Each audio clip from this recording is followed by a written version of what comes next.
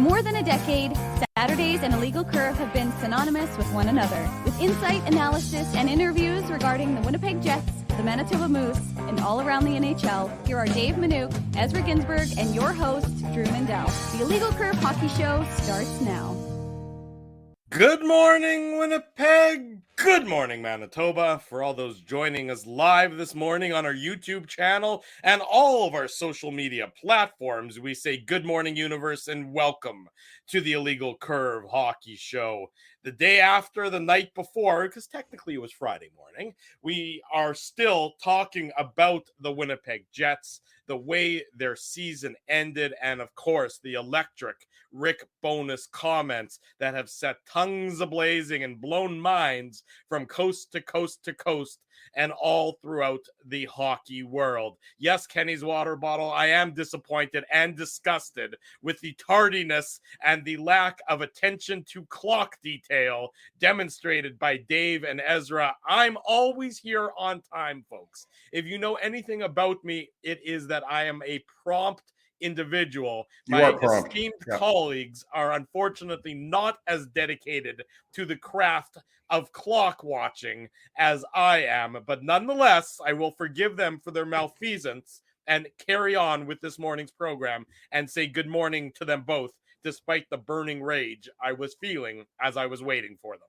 Good morning, boys. Good morning to everyone watching right now or possibly listening on the podcast. It's like a flashback to my grade 12 year, 2000, English. I got a phone call with like a month left in school saying that like if I was late 2 more times, I was going to fail grade 12 English. And grade 12 English, Drew, was my best subject.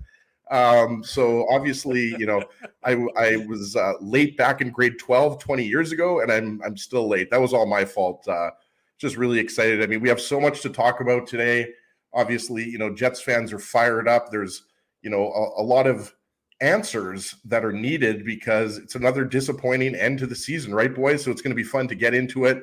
And I'm sure we're going to be talking about this for, you know, the next several weeks. We got the NHL draft not too far away, but yeah, there's going to be lots of questions in terms of how big the changes are going to be in the offseason for the Jets. They're going to be significant. I sort of like the idea that's coming up in the chat that we should institute some sort of illegal curve kangaroo court, you know, where we just arbitrarily start fining one another for the misdeeds that we do during the course of our programs. The only problem with that is calling it a kangaroo court is insulting to kangaroos, because I think we need to we'd have to get smarter to get to the kangaroo status of things. But nonetheless, you guys ever seen kangaroos fight? Like when kangaroos fight, they're vicious. Oh, like, yeah. Like when growing up, like obviously we don't have kangaroos in Manitoba. We have kangaroos at the zoo.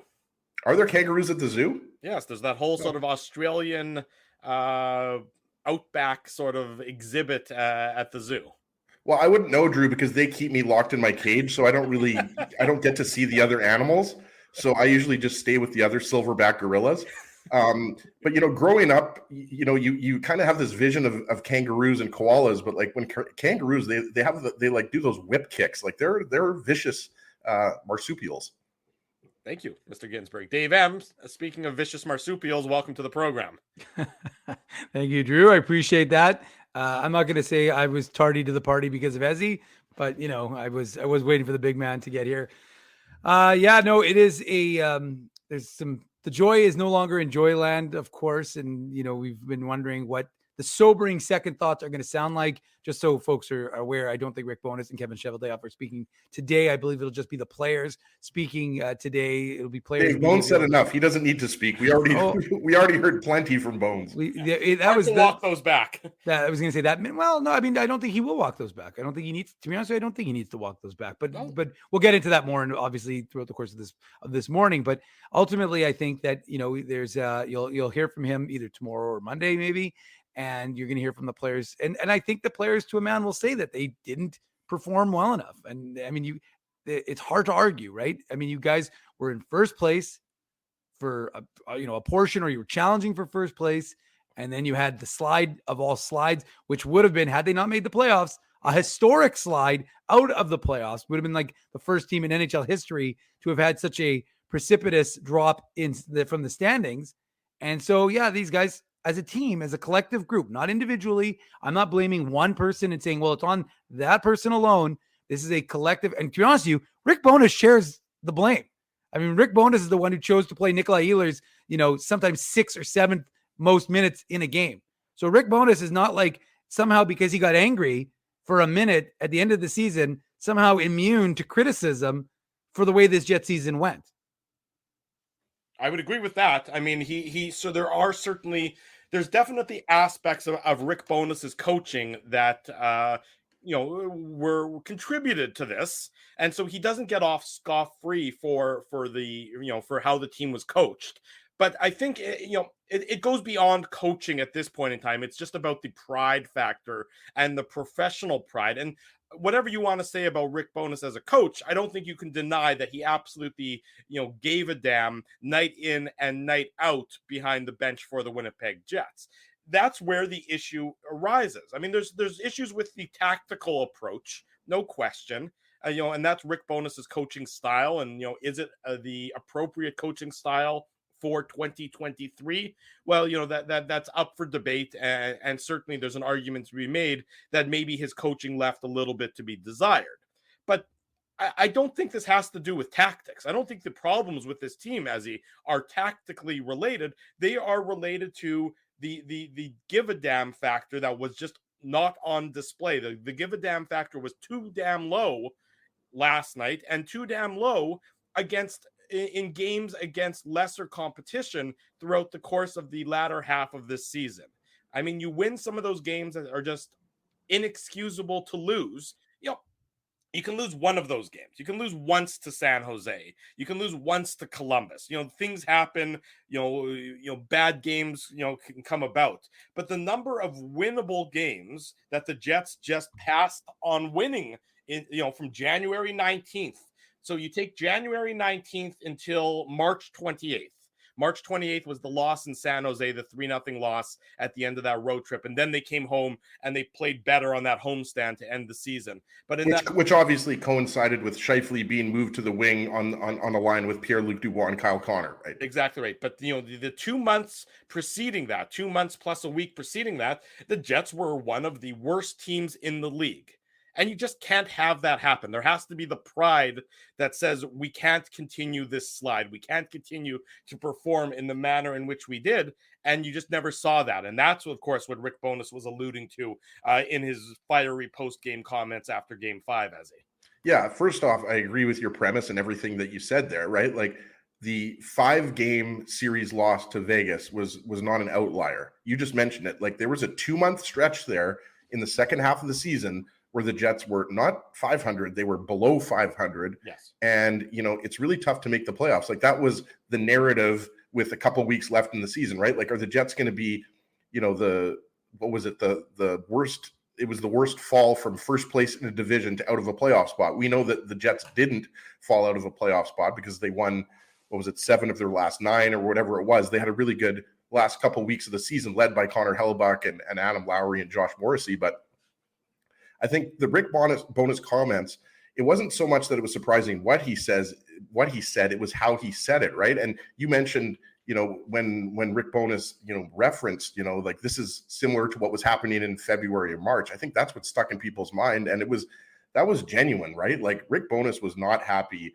after Game 5. And why would he be? Like, if I'm a Jets fan, I'm not upset with what he said. I think you're just surprised because you would have been used to in previous years, the kind of cliche speak from Paul Maurice where he would say, well, we were really missing Josh Morrissey and Mark Scheifele and we just lost to a better team. So I think that right now where the Jets sit, I don't think anybody really knows the direction of this team, and that's the big issue, right? And we talked about it after Game 5 on the post-game show, and you pick up the Winnipeg Sun, I've got it right here, Scotty Billick, our good friend, his column, it says new vision required.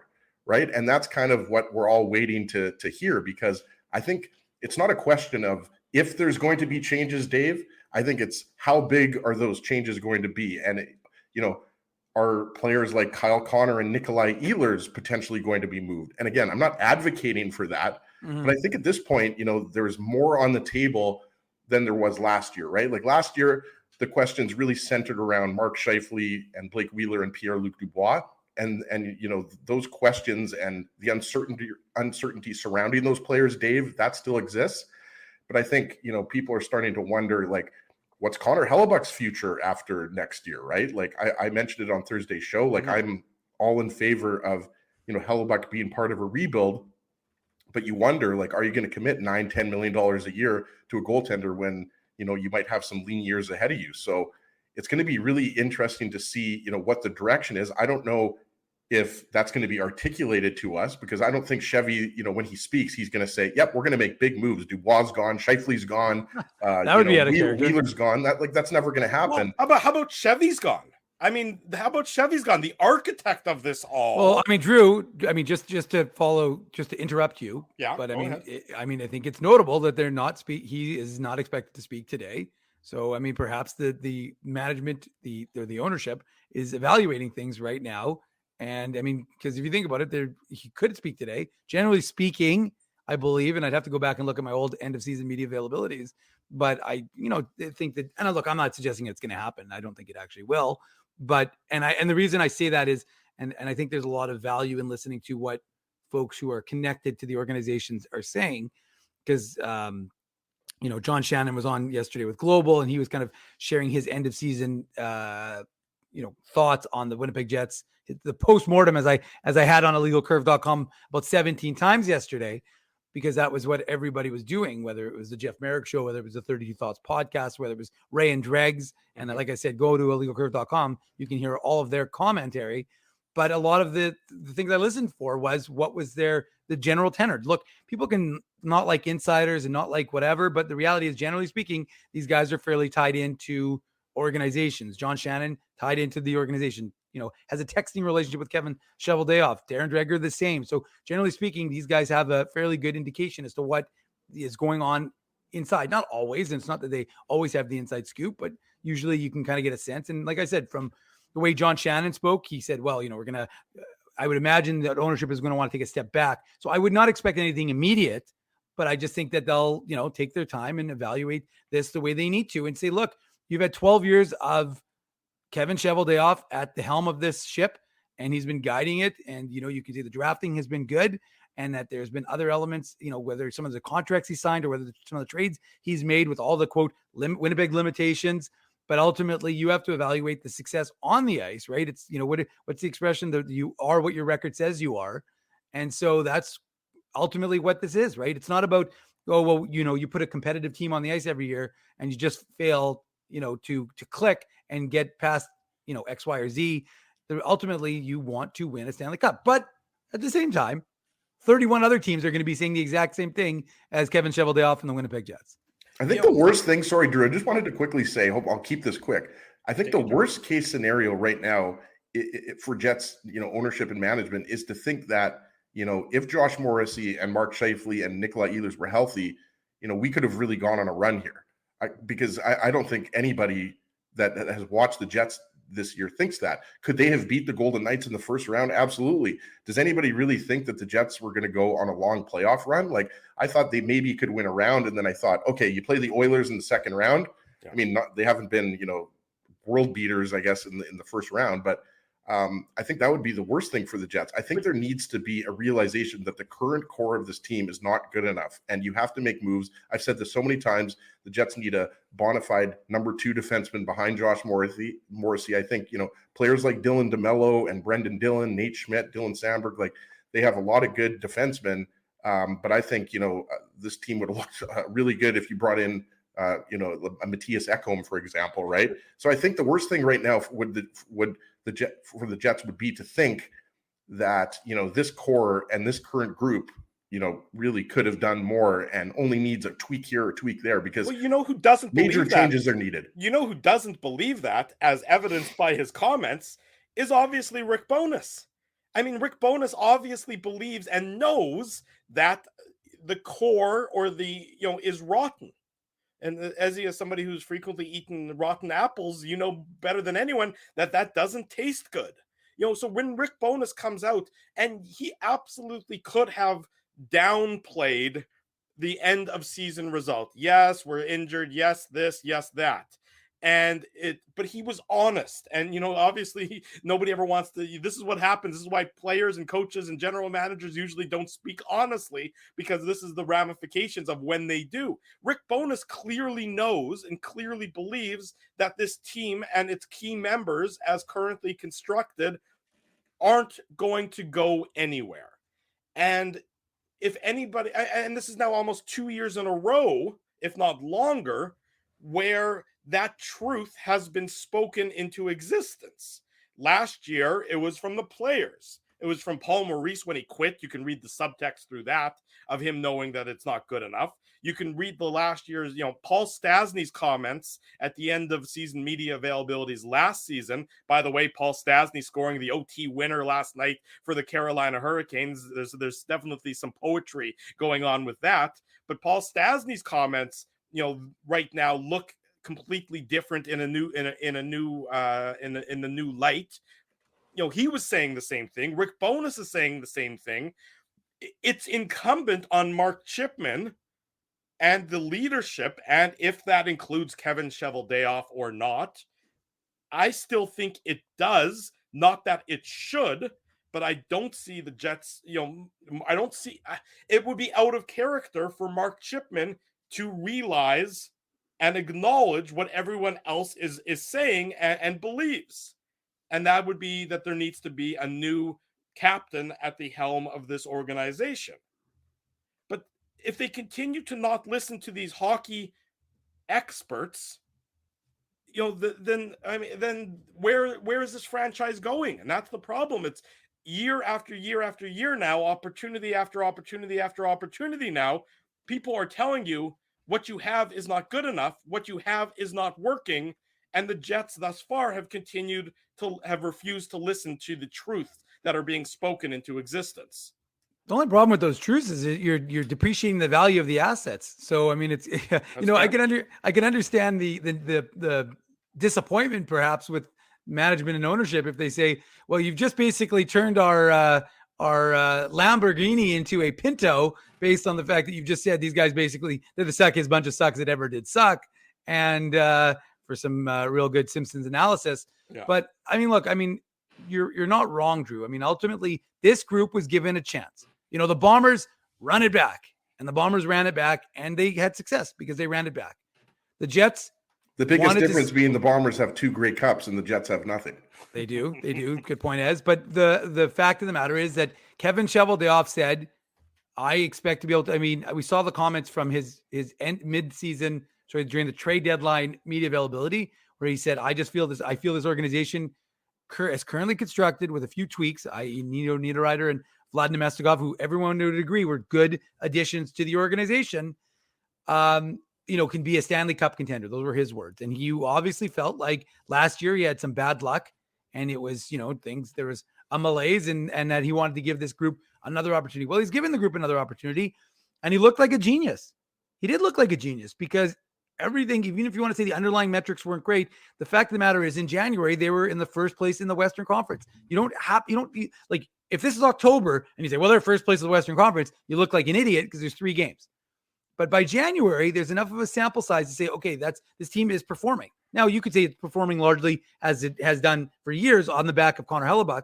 But again, lots of times teams perform well based on their goaltender, and they don't have to apologize for it. That's just the reality.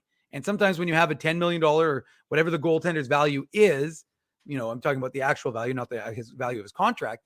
But if you have a value of a goaltender who's performing at a high level, again, teams, that's just the reality of teams. You don't have to apologize for what you do, but it also means there might be limitations in other elements of your game that could, become evident. And again, part of that was, on Kevin Cheveldayoff for going and not qualifying Eric Comrie. And instead you got David Rittich, who was terrible down the stretch.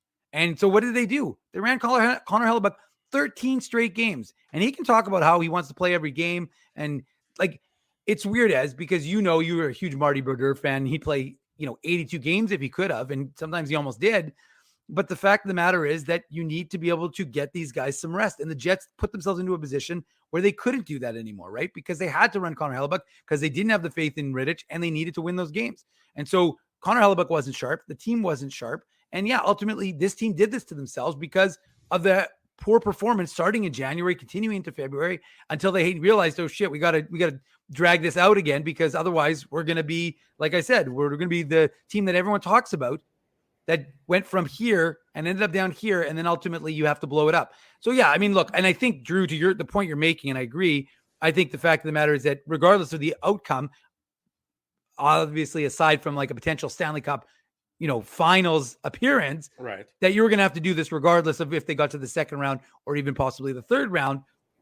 And it's going to be an interesting balancing act, because you can't diminish the fact that Josh Morrissey is your best defenseman and you lost him. You can't diminish the fact that Mark Scheifele is a 42 goal scorer and you lost him. But at the same time, you were already somewhat, not necessarily after that game one performance, the big thing for me was this team saw Vegas adjust. Vegas adjusted in game two.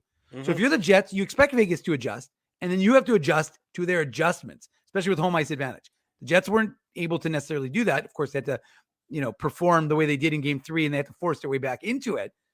But I just don't think that it was the writing was on the wall for this team. And it's going to be fascinating to see ultimately which way they choose to go. But I do wonder, though, a little bit about how you diminish the value, because you're basically saying these horses don't have the drive. Now, maybe you're saying these horses don't have the drive like a Mark Stone to drag someone into the fight and say, you're coming along with me, but they could always be complementary pieces.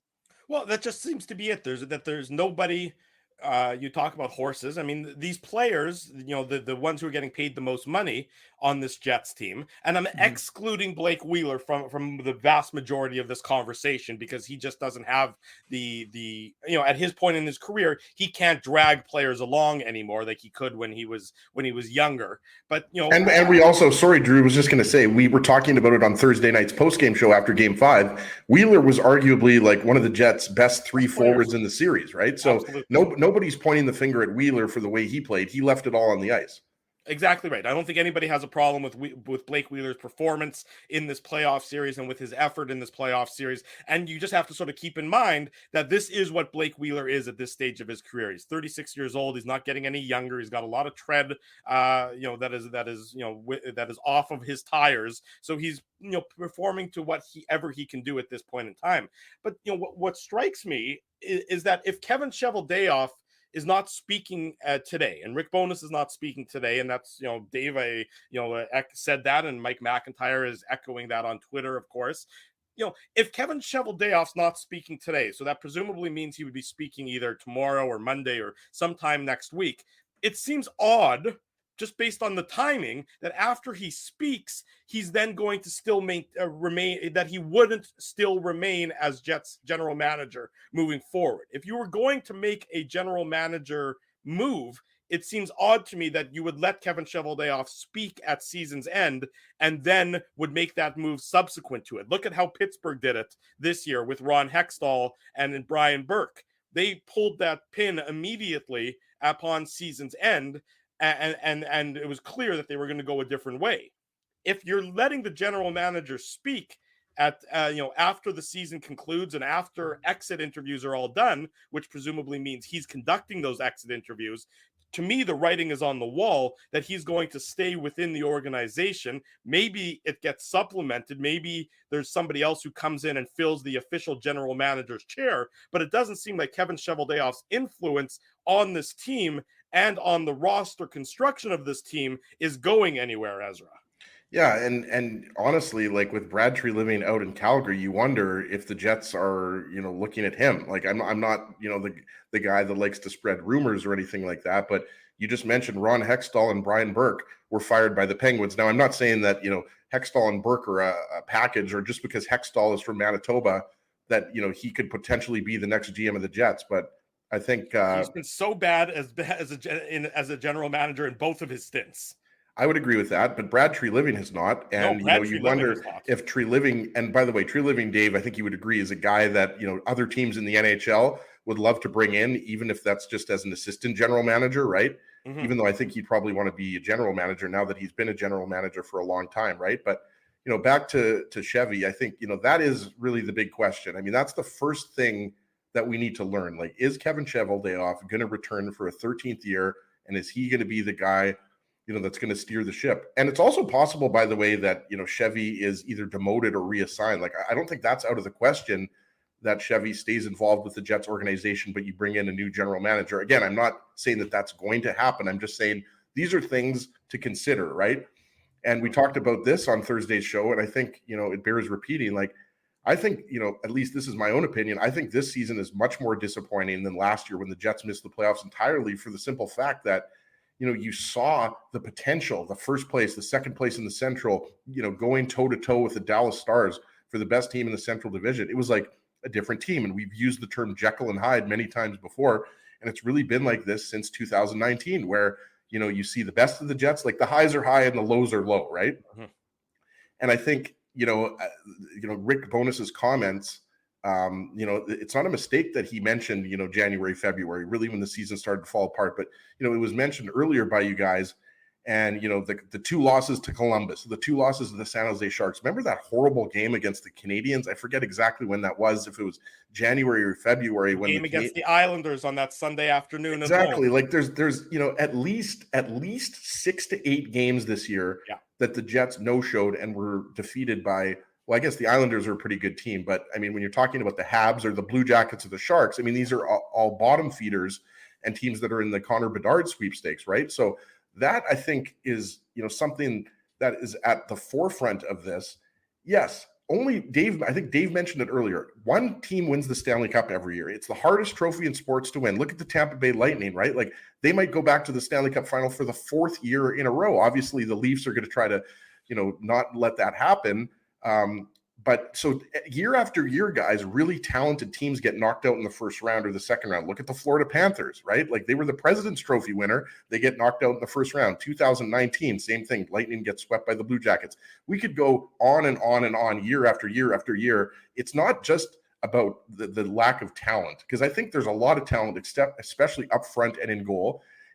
Even though the defense might be a little bit of a weakness, and you could definitely make the argument that the Jets needed to bring in a top 4, top pairing defenseman. I don't think it's that. It's how do you go from that dominant shutdown team that looked so good in Game 1 in Vegas to what we saw in Game 5? That you have to answer that question. Why does that keep happening? And it hasn't just happened once. It hasn't happened twice. You go back to 2019, Game 6 against the Blues, right? When the famous, Blake Wheeler comment after Freezer asked him, if that's, what happened, basically, why, if that's your best, whatever. I don't remember. Six shots after 40 minutes. Exactly. Everybody remembers that no-show in St. Louis, right? And the same thing happened in Vegas in Game 5. So that's what you have to figure out. What is causing, this disparity? Like, you go from the one extreme to the other. You go from a team that looks like they could upset the Golden Knights in the first round to a team that looks like they don't even really deserve to be in the playoffs. That's what you have to figure out. When we come back, Blake Wheeler, Connor Hellebuck are speaking to the media. We'll relay some of their comments and discuss what they're both saying. Both comments already quite interesting. Stay with us. It's the Saturday morning edition of the Illegal Curve Hockey Show. The Jets are doing exit interviews. We're covering it in its entirety. You're live with the Illegal Curve Hockey Show. Hour number 1 of the Illegal Curve Hockey Show rolls on. Drew Mandel, Dave Minuk, Ezra Ginsburg with you on this Saturday morning. Nice to see so many new faces, so many familiar faces in the chat. If you haven't already done so, smash the like button, subscribe to the YouTube channel, subscribe to the podcast, and be sure to leave us feedback. We do this every Saturday morning, and we'll pop up throughout the off season as necessary when there is relevant news for us to discuss. And as well, of course, a first round coverage of the NHL draft live here on our YouTube channel coming up closer to the draft at the end of June. So be sure to keep it locked to everything Illegal Curve related. Let's start with Blake Wheeler's comments. He's speaking to the media in downtown Winnipeg on exit interview day. Blake Wheeler, quote, "I thought Rick Bowness had an opportunity to address us as a team. He could have been honest with us, handled it behind closed doors. I didn't like how he handled himself after the game." That is Blake Wheeler talking about Rick Bowness and his fiery comments after Game 5. You know what? I appreciate the Wheeler honesty, but boy, doesn't that just demonstrate the loggerheads that are currently at play within the Winnipeg Jets dressing room. Drew, just important to say, though, that he did our friend Carter Brooks said he backpedaled a bit on that just after that. Said, I think he got caught up in the moment. Regardless of what the message was, I think that could have been done a bit more appropriately to us, not you, as he references Bones' decision to unload on the media as opposed to the team. So should clarify that he did try and backtrack a little bit. Of course, all of these availabilities will be on a little site called illegalcurve.com for all your latest Jets, Moose, and Ice news. But yeah, I mean, hang on. One more thing from Wheeler. This is courtesy of Mike McIntyre. Another quote: "We can all be upset and pissed off, but let's do it face to face. You guys, being the media, don't have to be involved." So, I mean, there's just... Yes, we do. Yes, we do, Blake, because that's what makes very good media. And I don't know if you guys also saw this comment from Blake Wheeler. Drew is easily my favorite member of Illegal Curve.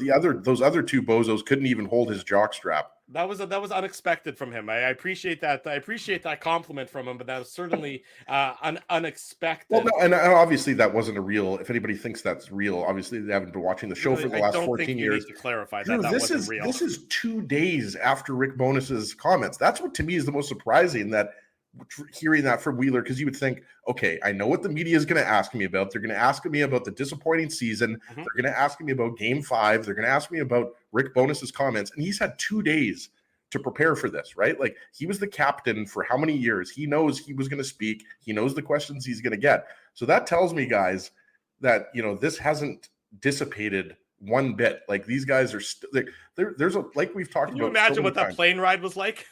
Oh, I can only imagine. I mean, it's like, when Naomi's upset about me and we're driving home from Lac du Bonnet. It's a long, long van trip, guys. But that never happens. I mean, I always keep Naomi happy. But yeah, she doesn't let you drive in the car with her on the way home. Yeah, exactly. I walk home strapped from to the roof in a cage. Yeah, exactly. When I'm not in the zoo, I get day visits, right? But no, I mean, clearly, guys, there's a disconnect here, and I'm sure we're going to get into the Connor Hellebuyck comments because it sounds like he's not interested in talking about a rebuild at all, and why would he be? Right? Like, you think Hellebuck's going to be happy with, spending the next couple of years, being a non-playoff team? I just think that the comments by Rick Bowness, that you can't walk those back. There's certain things that you say that you can't go back and you can't come out and say, I actually didn't mean that. I was in the heat of the moment. He meant it. He meant what he said. Yeah. There should be absolutely no backtracking from anybody on the Jets. They should be disappointed with how Game 5 went. The entire organization should be upset about how Game 5 went because it was a no-show. Let me ask you guys this, and we'll get to Connor Hellebuck's comments coming up here in a minute because his are equally interesting. Mm-hmm. Given Rick Bonus's comments after Game 5, given Blake Wheeler's response this morning, given, I'm sure, what we're going to be hearing, some additional comments, can Rick Bonus return as the head coach of the Winnipeg Jets next season? Well, I mean, look, anything can be hashed out. Any relationship, fences can be mended, right? So you just go to Home Depot, ask Pierre-Luc Dubois to get some wood, and you mend some fences. It's really isn't a difficulty at all. His first shift is actually this afternoon. Oh, okay, got it. So I don't think there's that was snarky, Dave. I gotta admit, you're normally not that snarky. That was I was just trying to be clever and more snarky. Snark. Yeah, I've got a little snark, but look, I mean, I do think that this kind of nitpicking or sniping at each other is obviously it's great for us, as I jokingly said 2 minutes ago, because it makes for great sound bites. It makes for conversation pieces on something called the Illegal Curve Hockey Show. So we definitely are not upset about it. But yeah, I mean, do I ultimately think that after a summer of, what do they say? Cooler heads will prevail eventually. Like 2 days is not that long. 2 days is not that long, especially, to be honest with you, when the entire hockey world, which is all these guys care about, and let me tell you something, all the BS that I don't read anything, I don't pay attention to everything. All they do is pay attention. All they're doing is paying attention to whatever's out there on social media. Not everyone, but a lot of them. And so the reality is, they have friends who text them. So don't for a second think that they don't know what's being said. And the point I'm making is that, I mean, look, guys, I had 7 posts yesterday on a little site called legalcurve.com that was all about the comment and the reaction to the comments and the Jets. So that's all anybody in the hockey world that is not focused on the playoffs, that is not focused on the teams, if they're covering those teams, this is a big story in the hockey world. So right now, this is the story. This is one of the big stories in the hockey world. And I think that it makes it a flashpoint. It makes it hot. And yeah, of course, I think after you have some time to cool off and you allow it to settle, Do I think these guys could all have a kumbaya moment and sign a little document in Banff once again next year and make it all work? Sure. I think you could probably get past it. I mean, again, I don't think it's going to be the same group.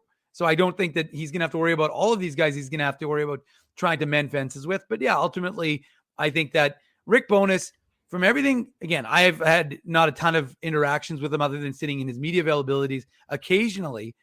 But from everything everybody says, he is well-liked. He's well-respected by his players. Look, Frank Corrado was on yesterday on TSN, and all he was doing was gushing about how much he loved playing for Rick Bowness and the kind of coach he is. So, I mean, your feelings are hurt. You don't like what he said. Well, look, it's in the moment. He was frustrated, and that's just the reality. And like, no offense to Blake Wheeler. Blake Wheeler's probably the last person to be upset with someone's reaction after a game, because he has a track record of having the worst reaction to the media, after a hockey game. And I understand, he's wired differently and he's all fired up. Well, Rick Bowness was fired up. So I don't blame him for his comments, because he was honest and he was pissed off, and he just got punted from a 7-game series in 5 games.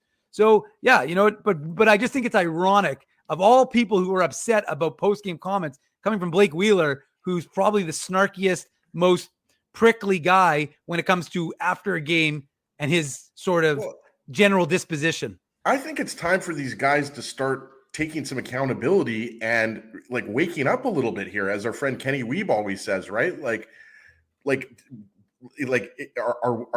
Is the entire world wrong about what happened in Game 5? Game 5 was an embarrassingly bad performance by the Jets.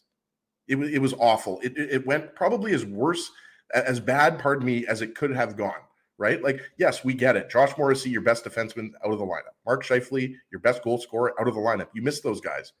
Well, the Golden Knights didn't have Shea Theodore and Braden McNabb. What did they do? Did they start crying? I mean, is that what they did? They said, oh, well, we're missing 2 of our top 4 defensemen. Oh, let's feel bad for ourselves. Oh, I guess the Jets are going to win Game 5, and we're going to have to hope that they come back for Game 6 or 7. You know what they did? They put Ben Hutton and Braden Pachel in the lineup, young defenseman, right? And what did they do? They won 4-1, right? They found a way to get it done. The Jets' best players did not show up. Rick Bowness mentioned that specifically, that the Golden Knights' best players were better. I think and again, Blake Wheeler and Connor Hellebuyck were fine. They were not the primary culprits in terms of no-shows in that game. It wasn't Hellebuck's fault. It was the leaders on this team. We talked about Pierre-Luc Dubois, Kyle Connor. I'm curious to hear from Pierre-Luc Dubois at some point during today's media availabilities. His comments, I think, will also be interesting, given his reticence to really make any sort of commitment or express any interest in signing in Winnipeg. I think that ship has probably sailed now, but his comments will certainly be interesting. One more from Blake Wheeler. He was asked about his legacy. That's generally a question you ask of somebody who's not going to be back, because that would mean his legacy has been completed here. But nonetheless, asked about his legacy here in Winnipeg, says he gave everything he has. Hope that's good enough. Didn't take a day off. I'd agree with that comment. For whatever you want to say about Blake Wheeler, it hasn't been for a lack of effort. Obviously, his ability to go isn't as high as it once was. And you saw that on the ice over the last number of years. And maybe it took coaches too long to realize he doesn't have the same capabilities as he once did. But I don't think anybody would criticize, for the most part, Blake Wheeler's effort and his the give a damn factor that he put forth more often than not. Sure, but like I think you could make the argument that Blake Wheeler's legacy is similar to the legacy of Mark Scheifele and the core of this team. A very talented group of players who continuously underachieve. Fair. Like we talked about it. They missed the playoffs last year, in a year in which many people were picking them to win the Central Division and go deep into the Stanley Cup playoffs. In 2019, they were up 2-1 on the St. Louis Blues. Very disappointing no-show in Game 6, right? Like the sweep at the hands of the Montreal Canadiens. Like, we're talking about year after year after year. This is 5 years now. I guess 4 years now, if we're starting in 2019, where we have had disappointment after disappointment after disappointment. So yes, I know Connor Hellebuyck doesn't want to talk about a rebuild, and Blake Wheeler doesn't want to take the criticism from Rick Bowness, but okay, well then maybe, win some more hockey games and go deeper into the playoffs. Like, hockey fans want their team to win, and this team had no shortage of talent. And yes, of course, they're going to miss these players. But I look at a team like the Carolina Hurricanes, no Evgeny Svechnikov, no Max Pacioretty. They seem to be fine. They beat the Islanders. Every team is going to have injuries. The Bruins with Patrice Bergeron, earlier in the season with Brad Marchand and Charlie McAvoy. The Jets themselves overcame injuries in the beginning part of the season and got it done with guys like Mikey Esimont and Jansen Harkins and David Gustafson and Kevin Stenlund and Saku Manalainen, right? So, yes, you got some injuries, but you have to find a way to win despite those injuries. You don't just buckle under the pressure and no-show and say, well, I mean, we couldn't beat the Golden Knights. We didn't have our best defenseman and our best goal scorer. Let's look into Connor Hellebuck's comments, because those are equally interesting as you're watching the Illegal Curve Hockey Show on this Saturday morning.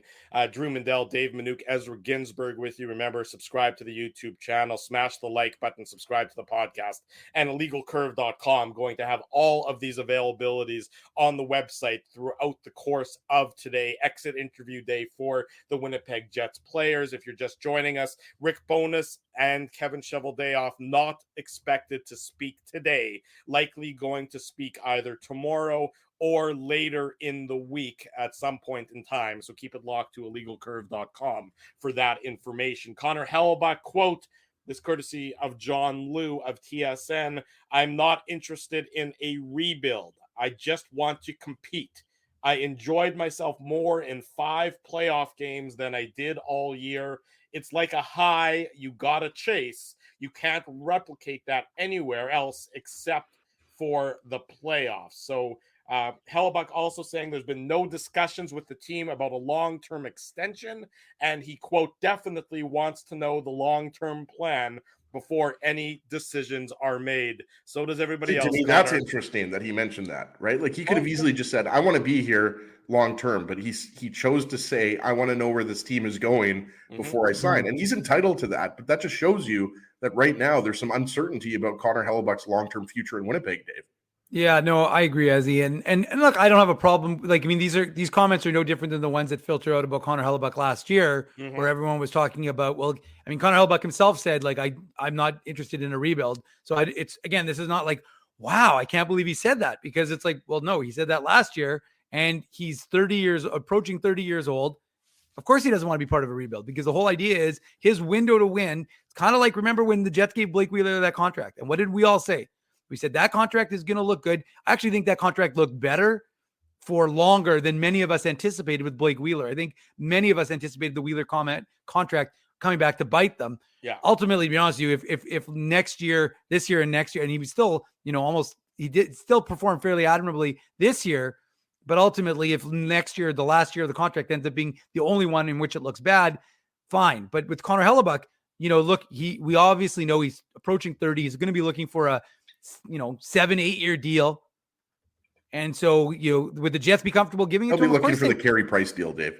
Absolutely. And so the fact of the matter is and if you're the Jets organization, and with all due respect to Arvid Holm or Oskari Salminen or Dominic DiVincentis or Dante Januzzi, who I introduced myself yesterday to in the press box, Ezzy, of course. So on great kid, great family. I assume he said, "Oh, I know you." He did when I introduced myself, Drew. He didn't just look at me and say, I know who you are, but he did when I said, of course, our friend Frank wouldn't have it any other way than cousin of the Zappias. Yeah. Yes. Cousin of the Zappias. So I introduced myself to Dante Januzzi, and he's a real nice kid, actually. And so we'll see what happens with him, and his WHL career is now over, but we'll see what ends up happening with him. The point I'm making, sorry, as I sidetrack to, of course, we love talking about Winnipeggers here on the show, but the point I'm making is that, yes, if we've talked about it, Connor Hellebuck has been the lifeblood of this organization. And ultimately, are you willing to accept Connor Hellebuck at 36, 37, 38 years old if he can get you a Stanley Cup, which is what we talked about with Blake Wheeler? Then, yeah, you're prepared to do that, because now remember, you want to talk about tread. That guy has a lot of tread has been worn off the tires based on how they've used him throughout the course of the years, and they're going to have to find him a suitable backup that can play, 20, 25 games to allow him to be fresh for the playoffs. But ultimately, I mean, his comments aren't surprising. I'm not surprised by them. I would think that they're the comments that you would expect him to make, because he's a guy who wants to compete for a Stanley Cup. I don't know if you're going to read his comments about wanting to win a Stanley Cup, Drew, that some of the guys have quoted, but ultimately, again, whether it's for this organization or for another, you're going to be able to acquire you're either going to be able to keep Connor Hellebuck and take and signal to your fan base, we're going to retool this. We're going to trade away the guys who don't want to be here. We're going to bring in some young guys to take that next step in our organization, and we're going to challenge for a cup. Because look, as he said it, I mean, if you're trading away guys, I'm not going to insert a name because it doesn't really make a difference. But if you're trading away top end talent, then you have to bring in what you're lacking. Well, what are the Jets lacking?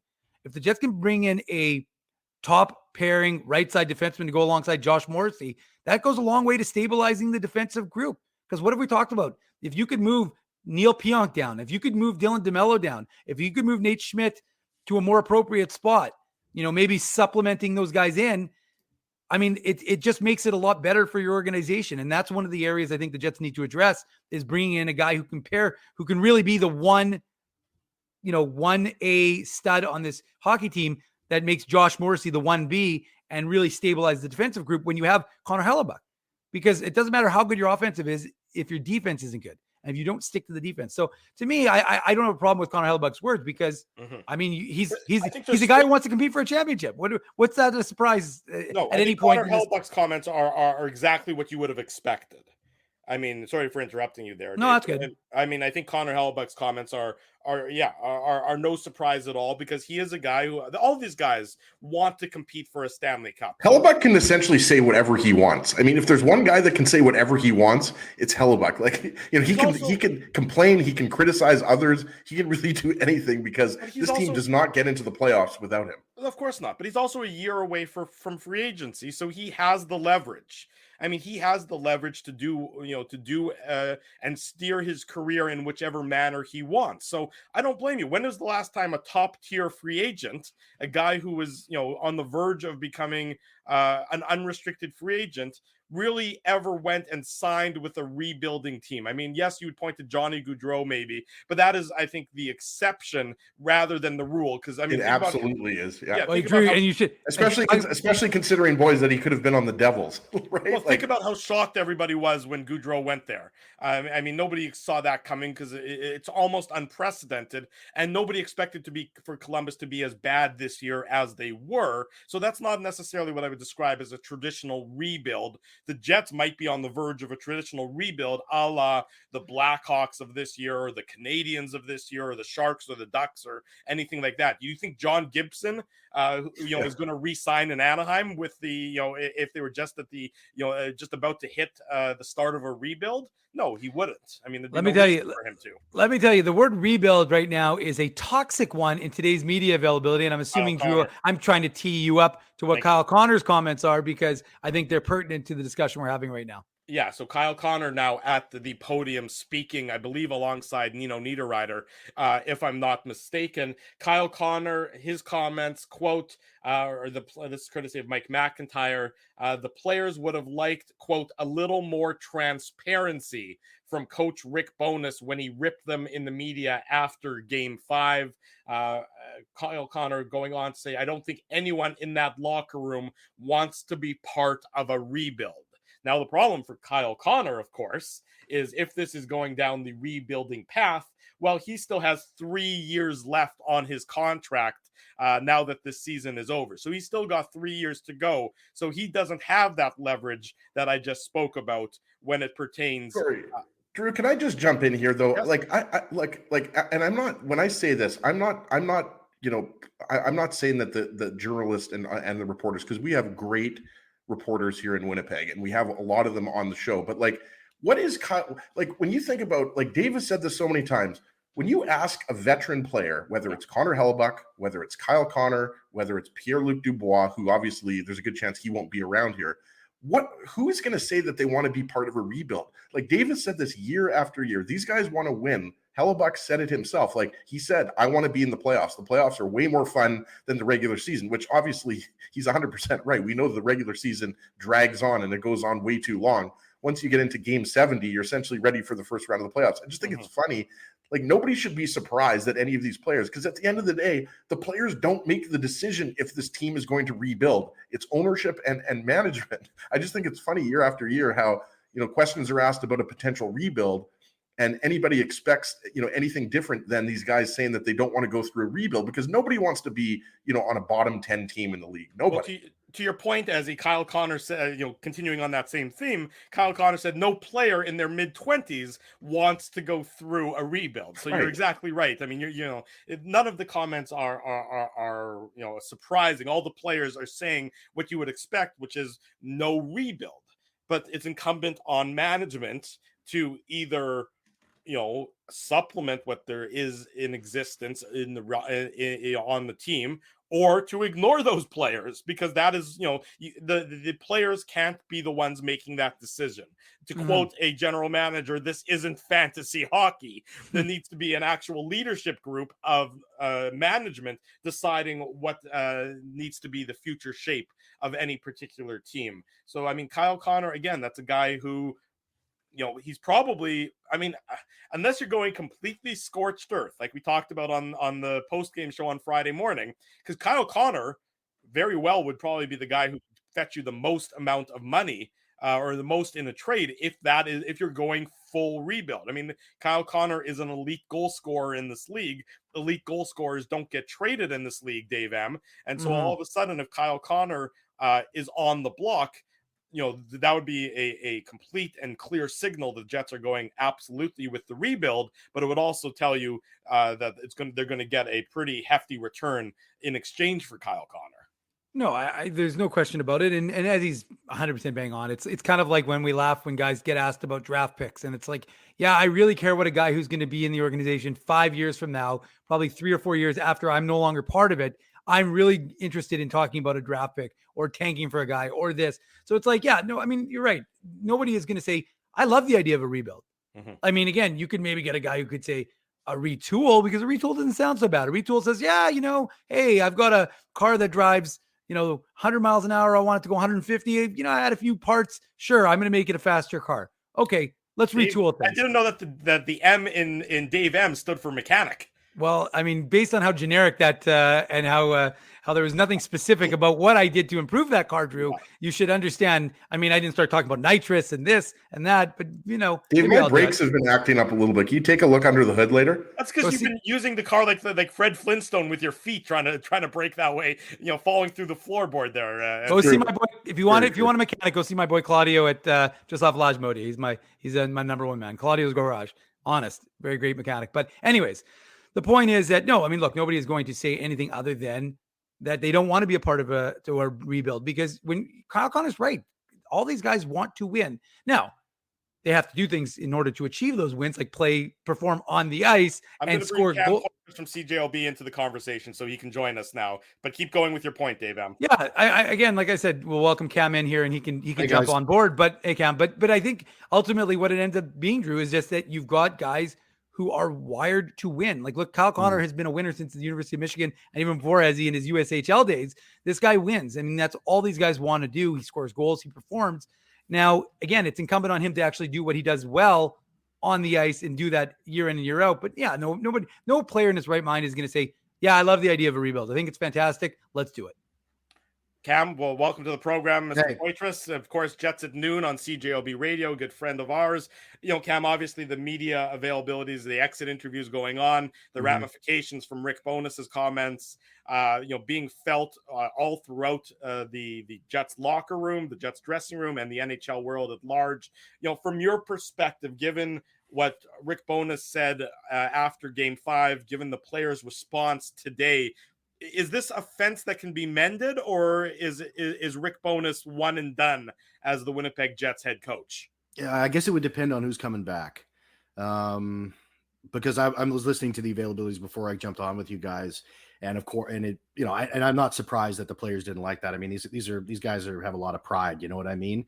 But at the same time, from this perspective of looking outside and speaking to fans all yesterday and the day before, I have not found somebody yet that didn't like what Rick Bowness said. My brother texted me after the show, after the show yesterday on and said, like, he just was saying what everybody was thinking.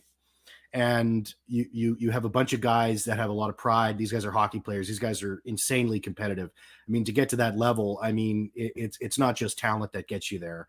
I mean, it's work ethic and all that stuff. And to have that called out, and Blake Wheeler kind of alluded to that he had an opportunity to address the team, and perhaps I'm sure maybe if you asked Rick Bowness, he would do it a little differently. But that was something that you don't do that if that's not boiling over for months and months, and that's what that was.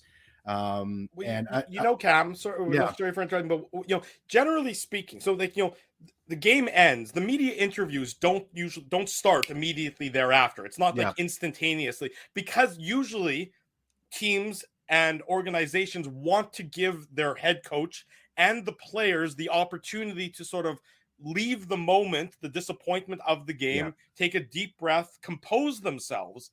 And yet Rick Bowness still, after having that moment, went and did what he did with his comments, which I agree. Nobody that I know, I haven't heard from anyone who says, that they weren't warranted or anything like that. Yeah. But, it's sort of, I think that to me even highlights more about how frustrated he must have been with this team, because he took that moment, took that breath, and still said what he said.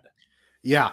I mean, that he went out there and he was ready to go to just, I mean, he signs a 2-year deal, right? I mean, he held off his retirement to come here. It was an opportunity. He said earlier before the season started, he had some chances to join some teams as, as a associate coach or a guy that runs the power play on some teams that had no chance even at a sniff at the playoffs.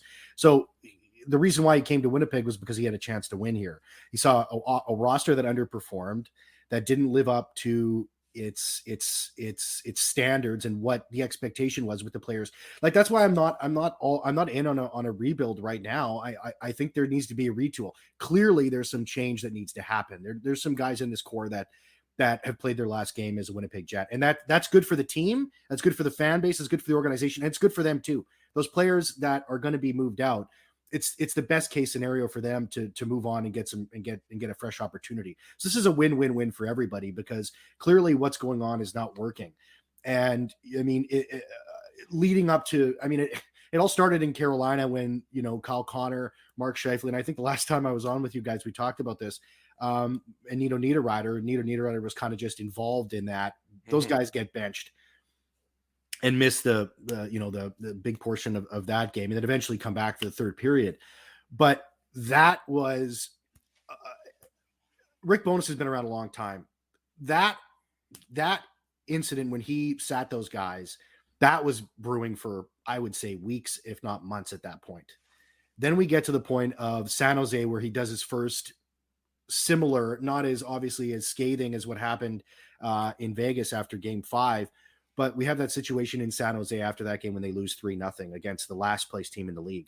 You have him call out his top players, in a very similar fashion. Not a scathing, but you have that situation go as well. That again was brewing for months and months, and now we have this situation where the team seemingly gets themselves right and heads into the postseason. But I think everybody, I picked them to win in 6 games, and I wasn't alone. I wasn't on an island when I made that call.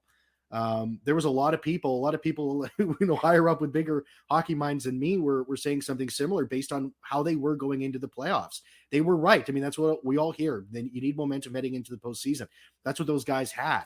And we saw that in Game 1, and we saw that for the first half of Game 2, and then everything fell apart. And it was exactly as Rick Bowness said. As soon as there was pushback, as soon as that happened, they had no response to it, and accumulated in a Game 5 where they weren't in that game for a split second. They got their butts handed to them. They were no-shows in that game.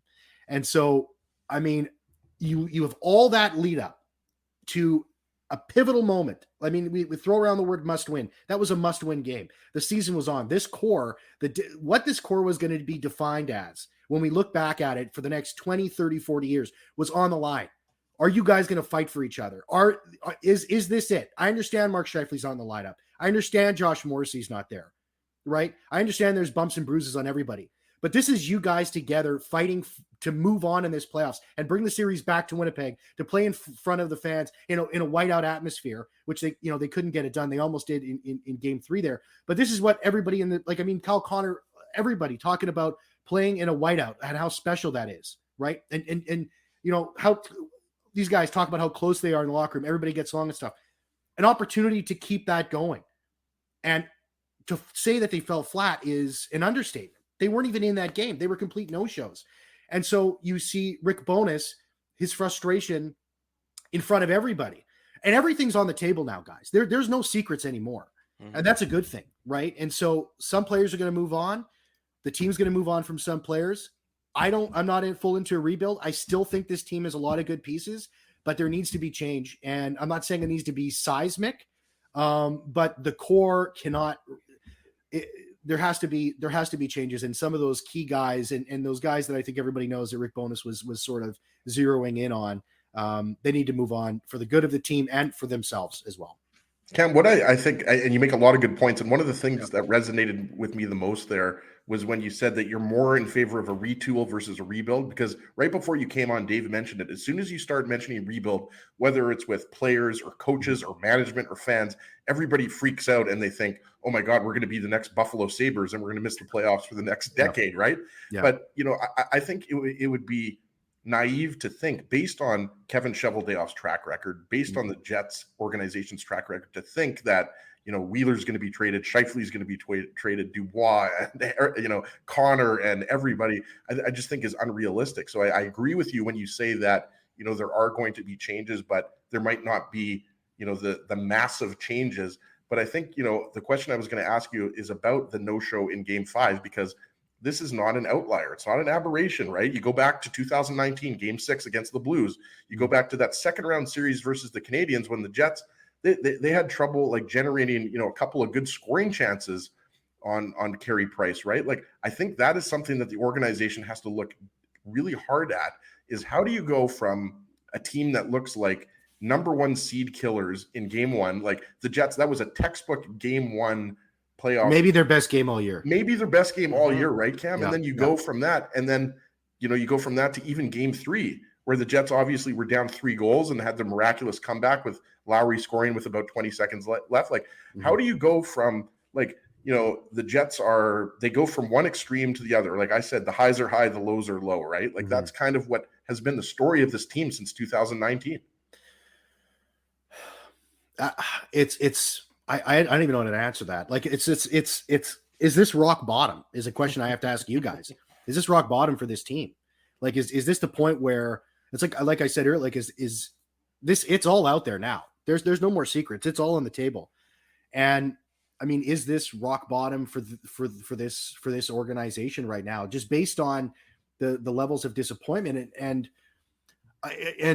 as you bring up a really good point, talking about how big this change is and looking at the track record of Kevin Cheveldayoff, it's, and as we wait for him to speak eventually. I don't think he's going to speak anytime soon, but it might be early next week, right? Yeah, I mean, but we're going to wait and see what happens. I mean, what do we want to hear from him? We want to hear some. I think we need some more honesty from him this time around. And I think in a way, Rick Bowness has kind of forced that onto him, which is, I think it's a good thing. I think it's a good thing. I mean, it's the more with respect to, and taking a look and all this, and we've all seen Kevin Cheveldayoff's press conferences and media availabilities in the past. They're very, very, very serious. They're all exactly the same. We need some more honesty from him. And I mean, there needs to be some serious talk about this core for the exact same reasons as you said before, where it's hard to not see. We're going to be listening to Rick Bowness's comments forever, because those are they're going to live in infamy for this organization, because it is a conundrum, because you do have those highs and you do have those lows. And it's not like it's something that is new, right? And it's just like those examples that you brought up. It seems like you go back to losing Dustin Byfuglien, him deciding he doesn't want to go anymore. That obviously would have changed how the team was going to handle its blue line that offseason. I think for sure Ben Sherratt would still be in a Winnipeg Jets uniform. He would have signed at least a 5 or 6 year deal. Maybe we'd be coming to the tail end of it. But he would have definitely stayed around. He's a commodity in the National Hockey League. I mean, the Florida Panthers traded a first round pick to bring him in. That's a whole nother story. And now they're taking Boston almost to the cleaners here, and we're going to see what happens in game 5 and 7. But maybe Tyler Myers, who hasn't been exactly fantastic in Vancouver, and maybe that would have been different. And you certainly 100%. I mean, Trouba was going where Trouba was going, but I mean, there needs to be. I think it can't drag out, guys. Like I just don't think it can drag out. I think if this is something that goes to August, it goes to September. It just can't do that. I mean, it's change has to come, and I think it has to come quick. It has to come by the draft. Like, you need to hear from Pierre-Luc Dubois. What's your? Are you going to sign here long term? Here's 9.5. Hey, you know what? We'll even maybe bump it up to 10 because we understand we're going to have to overpay. We need a decision from you. And that's what needs to happen. And then I think Mark Scheifele, I think for his sake and for the sake of the organization, I think you got to move on from him. I think he needs to be traded. I mean, he's a 42 goal scorer with a very good contract going into another year. There's going to be a team in the Stanley Cup playoffs here as it continues to go on. That's going to say, man, we need more scoring. We're going to bring Mark Scheifele on, and we're not going to expect him to play a big defensive part. But there's a lot of questions that need to be answered. And I go back to Paul Stastny's comments last year, and things are exactly the same, right? I mean, there hasn't been any change. So the organization... And that's why I think this year's different, Cam. Sorry to interrupt you. I think this year's No. different because we're talking about the same thing. There's no possible way I can see the team running it back. To your point about... They can't. You had the big sigh there. It's tough to know what shoe is going to drop first, right? Like, is it going to be Dubois? Is it going to be the general manager? We know that shoes are going to drop. It's just really hard because there's so many shoes. Sorry to use that metaphor or whatever whatever nonsense I'm spewing right now. It's really hard to know, like, which is the first step that you take in this retool, because I agree with you. You're not going to trade 8 guys. You can't trade the entire team, as Dave always talks about. But it's tough to know, like, what's going to happen first. When is it going to happen? Because I agree, it could happen as early as the next week, but I think something will have to happen prior to the draft. This isn't something that, you're going to wait till August to deal with. Just go back to what you said. I mean, it's the shoe drop. The first thing we're going to learn as to what's going to happen is the status of what's going to happen with Kevin Cheveldayoff. Yeah. Because if they're going to bring in a general manager, and Rick Bowness. That's right. And hold on, Cam, before you jump too quick, because that's my question. So I want to ask it, and then you can answer it, because otherwise, then I won't have a question. Okay. But ultimately, that is my question for you: is do you think Drew asked me the question, I gave an answer, but I'm curious as to what your insight is. Based on how things have gone and the comments from the players and the comments from Rick Bowness, do you see Rick Bowness as the coach of the Winnipeg Jets for the 23-24 season? Well, I think when the players are talking to the GM, that's a big question right now, because they were not happy with what he said. I agree with what Rick Bowness said. The players are probably not happy, again, going back to that pride and stuff like that. These are going to be the first 2 shoes to drop that they're going to indicate what's to come here. If they're going to bring in a GM, he's going to choose his own head coach. He's going to be in charge of these decisions moving forward with these players that are, Dubois, RFA. The rest of them are going to be UFA at the end of the next year. You're not going to have him if Kevin Cheveldayoff, and I'm not for canning Kevin Cheveldayoff. Maybe I'm also not against bringing in somebody with some fresh eyes to take a look at this roster. Some guy that doesn't have, there's no emotional attachment. It's a guy coming in, bam, I'm seeing this lineup for what it is, and I'm going to put my own spin on it. I'm not against that. And at the same time, I'm not for firing Kevin Cheveldayoff. Maybe there's an opportunity there, if a change is going to be made there, to move him up in the organization into another position. I think that remains to be seen. But that's going to be the first decision. And we'll find that out in the next couple of weeks here. Is Kevin Cheveldayoff going to be the GM? Based on his 3-year extension, he's got 2 more left on that. I think I know where I'm leaning as to what's going to happen here. And people can make their own decisions if they think that's the right decision or not the right decision. I think that's where the organization is leaning towards. But what's going to happen with the general manager? Because if you're not going to have Cheveldayoff make all these decisions, and then next year, when he's in his final year of his current contract, bring somebody in when sort of the slate the big moves have already been made. So I think that's the first decision. And then leading up to the draft and at the draft, and maybe perhaps a week or 2 afterwards, we're gonna really have a good indication of what really is going to happen heading into next season. I think that's the big indication, and I think, I don't know. It's difficult to say because, you know, are you going to make change for the sake of change? I think you almost at this point have to. Last year you had the chance to like when Mark Scheifele and Blake Wheeler were on the top, number 1 and 2 on trade boards for a number of weeks. No moves were made, right? Mm-hmm. That was because there was lots of players going after those two guys. Like, I mean, don't think that there wasn't, but it was moves that the general manager, Kevin Cheveldayoff, thought were not going to improve the team or get them to the next level. Right. I think that opportunity is now gone. You're going to have to make moves. You're going to have to do trades, because it's crazy if they can't roll this team back. They can't. There's got to be some big changes here. And is it bringing guys in that have guts and have a different play style? It's going to have to be something like that, right? Because it's just not working. It's not working. And so I hope I answered your question there, Dave, because I've been kind of running around here, but it's all good. Yeah. Cam Poitras is with CJOB Radio, Jets at noon. You can hear him on Monday. I'm sure he's going to have some opinions based on the exit interviews and everything that has gone down since the Jets were defeated by the Golden Knights of Vegas. Cam, appreciate it this morning. Thanks for a lot, joining guys. us, buddy. Yeah, thanks a lot. Lots of fun, guys. Take care. We'll do it again real Cheers, soon. Cam.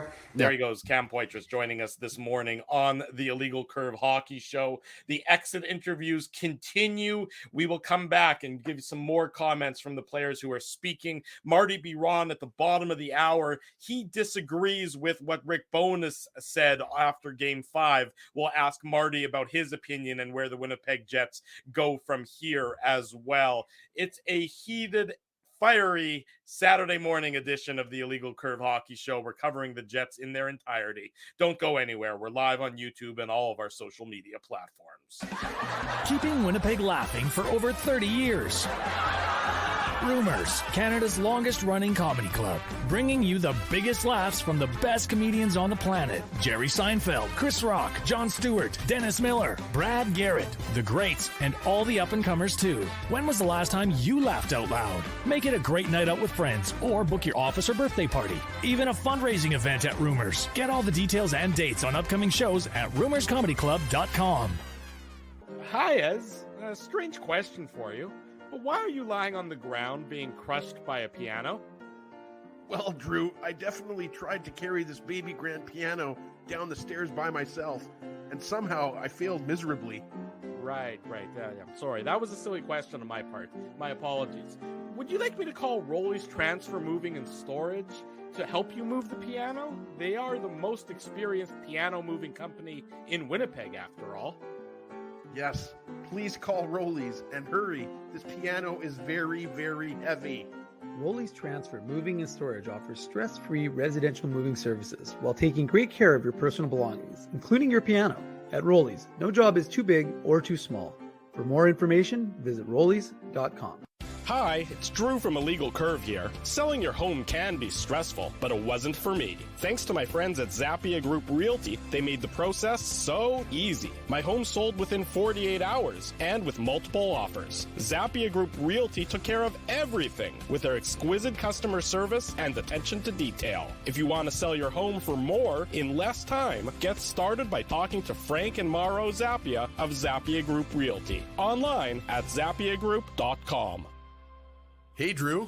Ezzy, whoa, what a smile! Yeah, I got my crowns done at Linden Market Dental Center, and they whiten my teeth. I see. They're so bright that every time I smile, they go... We have hockey tonight. Do you have a mouth guard to protect those pearly whites? I sure do. Whoa, they even ting through the mouth guard. Linden Market Dental Center covers all your dental needs from restorative to cosmetic dentistry and will fit you with a sports guard for that active lifestyle. 877 Waverly. See lindenmarketdental.com. Boston Pizza harnessed Fanalytics to help optimize no-look dipping.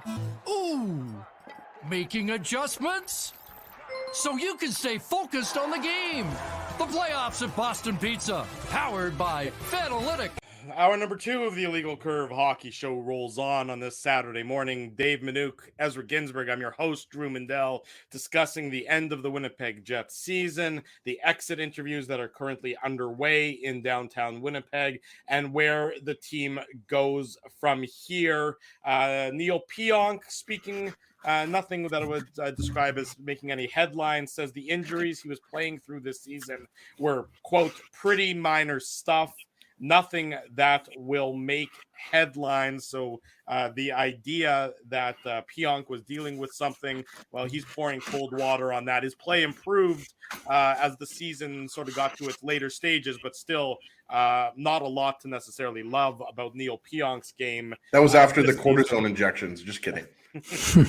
So Nikolai Ehlers also, he declines to disclose the nature of his upper body injury that kept him out of games 1 through 4 because he might go play for Denmark in the World Hockey Championship. So Ehlers, a guy who obviously had starts and stops throughout this season, and everyone had him pegged as having as being a breakout candidate. Obviously did not have the year that he wanted. But he might go play for Denmark in the World Hockey Championships to get a few more games in.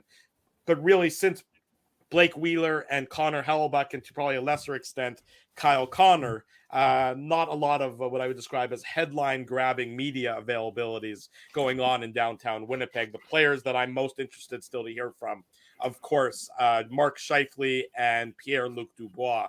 For sure. Those are the two that are going to be the most interesting, particularly Dubois, as the end-of-season media availabilities roll on. All the availabilities will be available on illegalcurve.com. So, the Jets, again, are a team in flux, gentlemen. A lot of unknowns, a lot of question marks. Who's going to be the head coach next year if it's not Rick Bowness? Who's going to be the general manager if it's not going to be Kevin Cheveldayoff? Does he get a new title, and does somebody else come in to run the day-to-day operations? Remember, lots of teams, I think the vast majority of teams almost have a president of hockey operations now, and the Jets are one of those few that don't have that split titles between general manager and president of hockey operations. That's something we've discussed in past. If the Jets need that, I think they do. Whether or not that'll happen is obviously still to be determined. Absolutely. And, Cam was kind of struggling to, in his answer to know where, that first change is going to be. But I think, just getting back to Pierre-Luc Dubois and Mark Scheifele, two players who obviously are under the spotlight because, that could have been their last game with the Winnipeg Jets, possibly. Obviously, Scheifele didn't play, but meaning that, the game that he played could be his last game. So I don't know if, we're going to get the type of comments that we got last year, boys, where it seemed like Scheifele maybe wasn't going to be back next year. So I would imagine they're going to be, fairly tame in, what they say. We'll have to wait and see, right? Because obviously Kyle Connor and Connor Hellebuyck were spitting fire, and Dave M is loving that as he pumps out content for a little site called illegalcurve.com, right? But I think, it goes back to kind of our conversation with Cam Poitras of CJOB, obviously. Great conversation that we just had with Cam. You guys should listen to him and Jim on CJOB Jets at Noon. It doesn't necessarily, just because the Jets lost in the first round and it was really disappointing, doesn't necessarily mean we're going to see the level of changes that people want. But I agree that there's an argument to be made, that this should be Kevin Cheveldayoff's last year as general manager of the Jets because of the fact that we have seen year after year of disappointing result, right? If it was just 1 year, like 2019, I can understand, why you bring Kevin Cheveldayoff back. But now that you've had 4 years of disappointing finishes to the season, I mean, what makes you think that Chevy is the right guy? All due respect to Chevy, I think he's made some great trades, and you could argue, that he's won a lot of the trades, and he's drafted really well. And the Jets obviously, have a great amateur scouting staff, so they deserve a lot of credit for that as well. But I think there's definitely an argument to be made, and that to me, Drew, is the biggest decision, right? Because if Chevy is back, then obviously I wouldn't expect a ton of changes. But if there's going to be a different general manager, then I would expect major changes. Dave, when does the business side of things begin to impact the hockey side of things? Because we know how important. I think we've already seen it, Drew. Okay, go on. No. I'll let you finish. I'm just interjecting slightly, and I'll let you continue, and then I'll give you an answer. I was going to say, because the business side of things is obvious that there's a business component to this Winnipeg Jets offseason. Now, they got the 2 home playoff games, and those home playoff games are worth their weight in gold financially. Those are just, licenses to print money for the organization. So they're happy to have taken those 2 games. They're probably disappointed, certainly, that they didn't get at least a third game to have the series at least go 6, because, again, that would have been another opportunity for some more what I'll describe as free money. But we know the season ticket base is low. We know the fan base is angry. When does the business side say, look, we don't necessarily want to make this move regarding Kevin Cheveldayoff, but we owe it to our fan base and we owe it to the ticket buying public that we can't sell him anymore as the man to lead this organization? Well, I think the answer would be from the response from the fan base. If the fan base is not, first of all, the fan base isn't going to respond to that ad campaign that they ran just before playoffs got underway. Really effective one. Hashtag Forever Winnipeg. But I think that they'll have to, people will talk with their pocketbook and they'll let the organization know whether they're willing. I mean, I'm sure that as they attempt to sell season tickets and as these reps call, and maybe they're hearing this and maybe that stuff travels up the ladder, and you say, if you get enough people saying something, if you get enough angry folks, then you have to start to listen. It's not about like responding because, wow, a vocal minority went ballistic, and because of that, you're going to make all these radical changes that you didn't think were necessary. But if enough of your ticket buying base suddenly say enough is enough, we're not happy. Yeah, you're right, Drew. The business side of things does infect or become a factor, I should say, not infect, but become a factor in the decision-making for the hockey side of things. Because ultimately, if your fan base, which with all due respect to all of these other folks, I don't care what the players have to say, because the players are the ones who are getting paid by the fans. The fans are the ones who essentially control this, even though they don't own it. Kevin Cheveldayoff, Mark Chipman and David Thompson are the owners, but the fans are the ones who are paying for all of this. The Jets are doing these renovations right now. Who do you think's paying for that? Are the Jets paying for that? Well, maybe they are out of their profits, but it's the fan base that has to pay with their hard-earned dollars to support this team in every way and shape that they do. So ultimately, if the fan base has had enough of Kevin Cheveldayoff and they respond with, if you're going to bring him, you're going to keep him. And I understand that it's difficult in the sense that it's not a collective group. It's not one sort of monolithic thought process, group that thinks that way. But I think ultimately that could have an impact in the way the Jets decide to move forward in the future.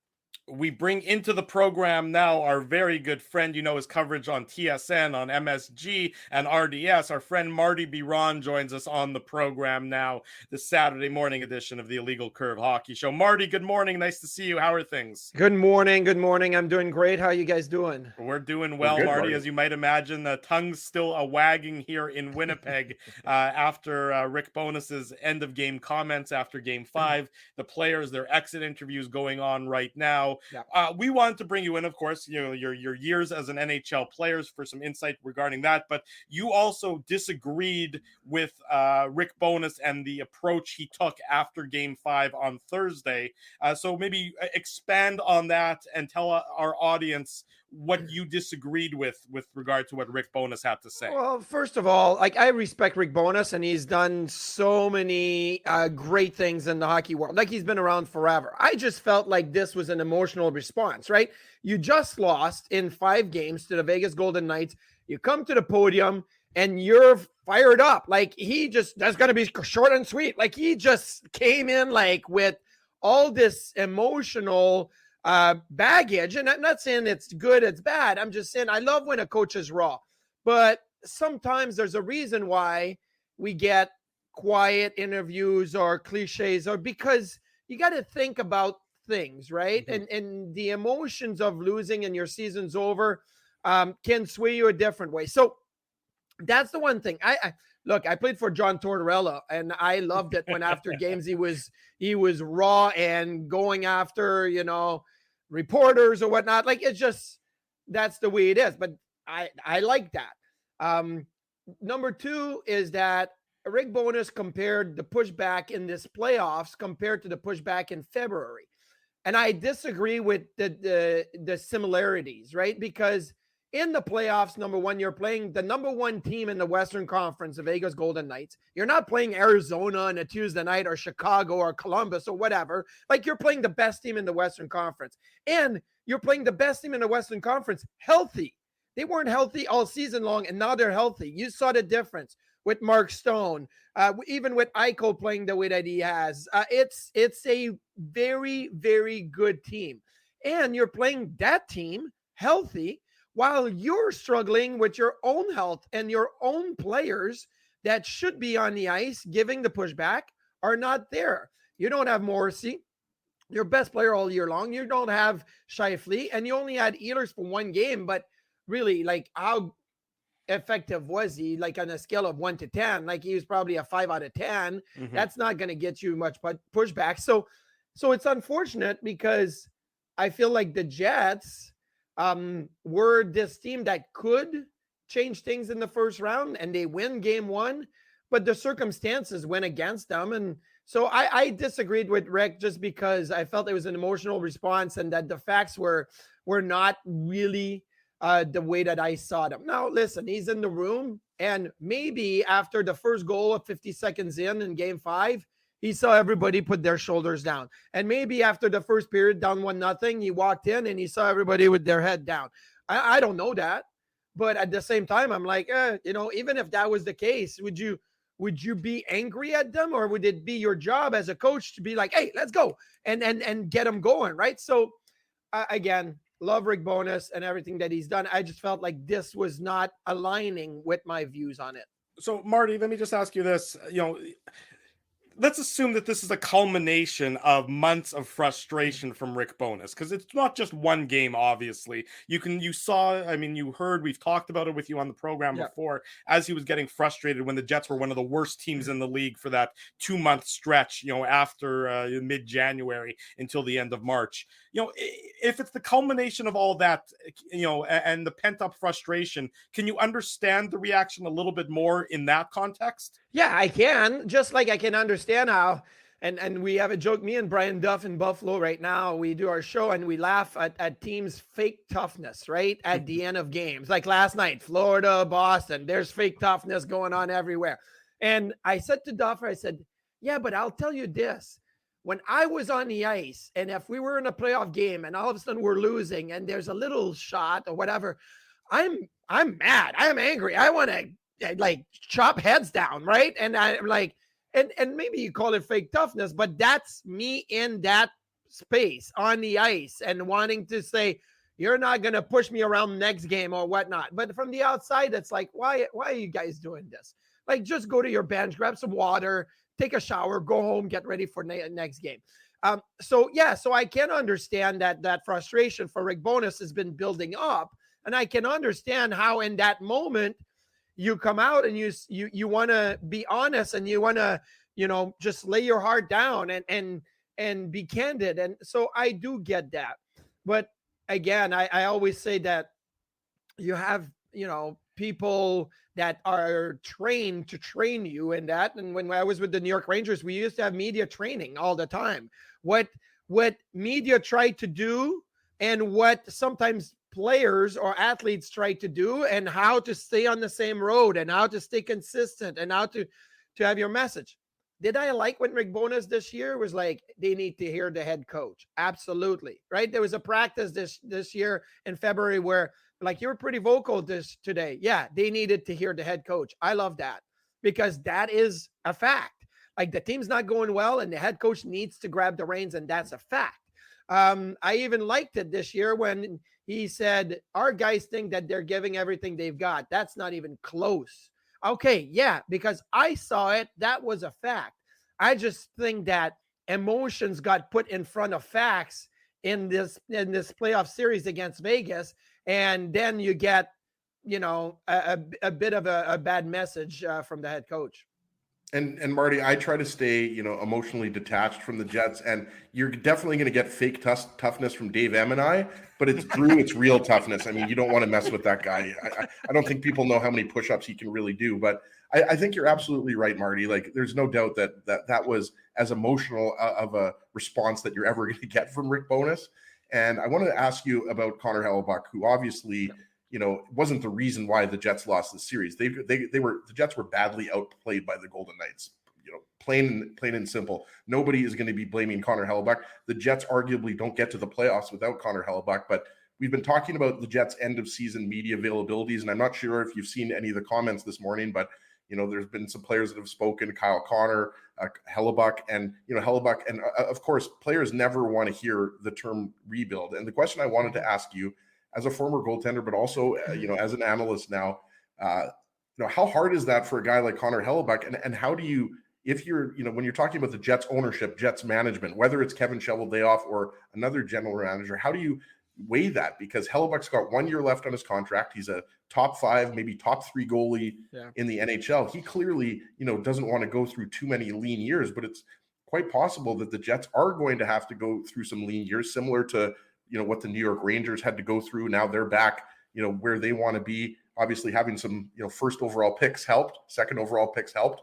But how do you see that situation? Because Hellebuyck is the big unknown right now. And there are a lot of Jets fans, speaking of emotions, who are pretty emotional right now. And a lot of Jets fans are talking about, trading Hellebuyck, which to me is absolutely absurd, because this is your franchise goalie. And I'm not saying that, give him 8 years, $12 million a year. I'm just saying, to me, it's crazy talk to start talking about trading Connor Hellebuyck. Well, the reason why it's a little bit of crazy talk right now is because what is your succession plan, right? When the New York Rangers were talking about we need to rebuild, they had a guy named Igor Shesterkin, which they already knew. They're like, hey, this guy's going to be pretty good, right? They had Alexander Georgiev, which was like, hey, this guy is pretty good right now. So they're like, hey, we can probably move on from Hank and rebuild. They traded McDonough away. They traded.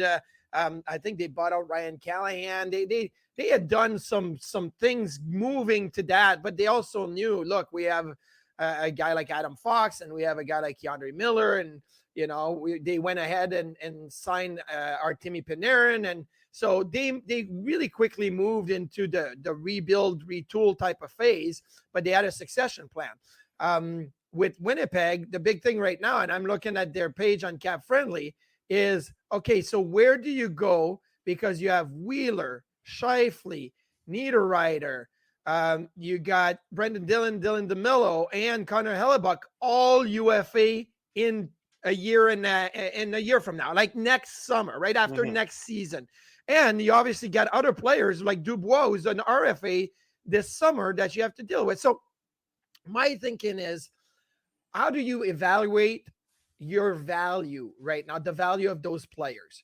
Because when will the value be at its best? And it's hard to do. Is it at its best now? Is it at its best in February next year at the trade deadline? Is it at its best for you to say, we got to keep these guys and give them one more kick at the can and see where we are? Like, you've got to evaluate that value right now. And unfortunately for the Jets, the last, what do we say, like 4 or 5 years, it's been, they're going to be a Stanley Cup team, right? They're going to be a team that could compete for the cup. And it hasn't happened. So this is going to be a big job this summer, obviously trying to evaluate.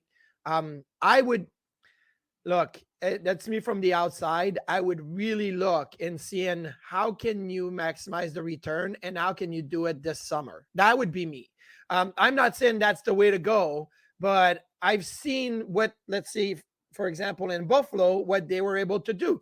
They almost hung on to Ristolainen and Sam Reinhart and Jack Eichel to a certain extent too long. It almost got to the point where it was like, oh, are we going to be able to move these guys? And they lucked out. They lucked out because Philly really liked Ristolainen and they got something from them. And they ended up with, Devin Levi and a first-round pick, which was Yuri Kulik, when they traded Reinhart to Florida, which they locked out. And the deal with Vegas for Eichel, they got Alex Tuch, They got Peyton Krebs. They lucked out. I feel like you got to be lucky, but they almost hung on too long. So is that what Winnipeg is facing right now, is when to pull the trigger? And I would think, for me, this summer would be the trigger.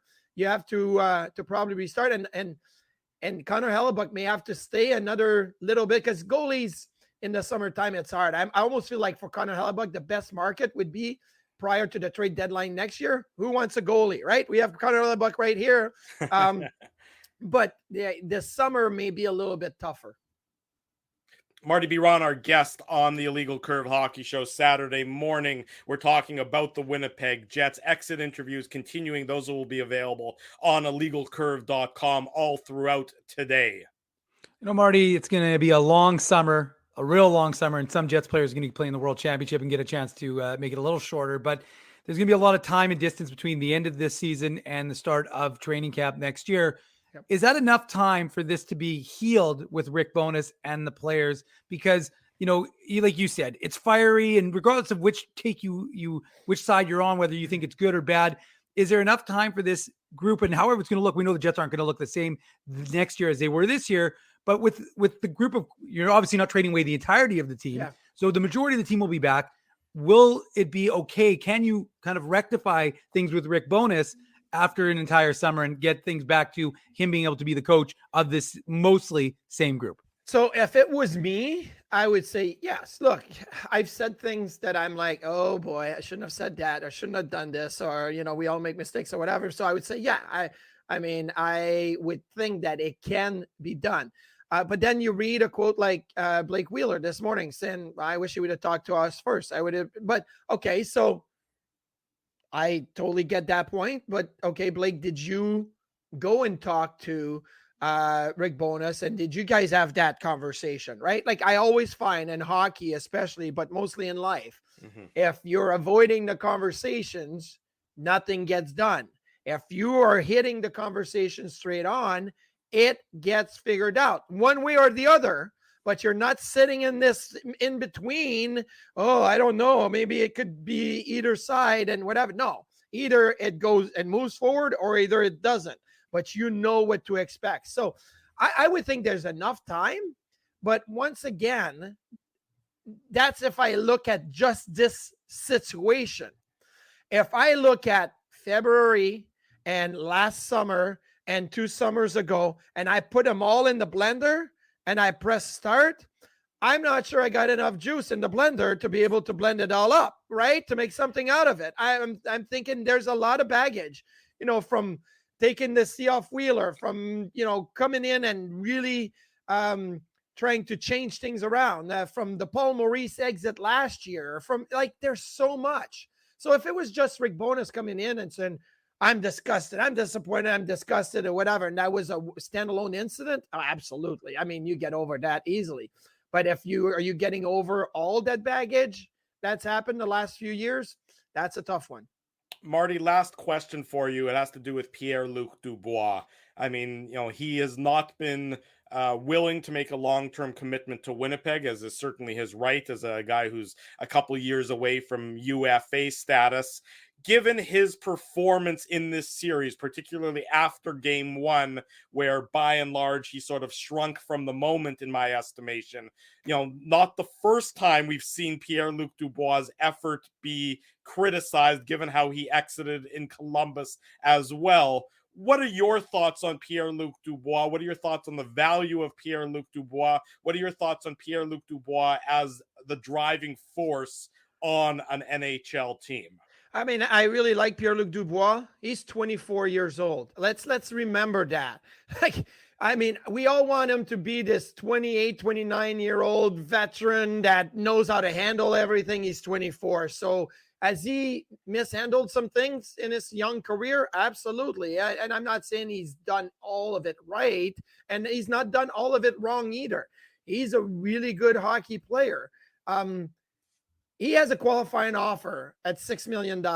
If the Jets want to say, like everybody else, we have another year to kind of figure it out, you could easily sign Pierre-Luc Dubois to a qualifying offer and take your chance. And then, well, you know what? He walks out as a UFA, and you're you put yourself in that situation or you trade him. Again, it's about evaluating the value of what Dubois is at this moment and what he would be to another team.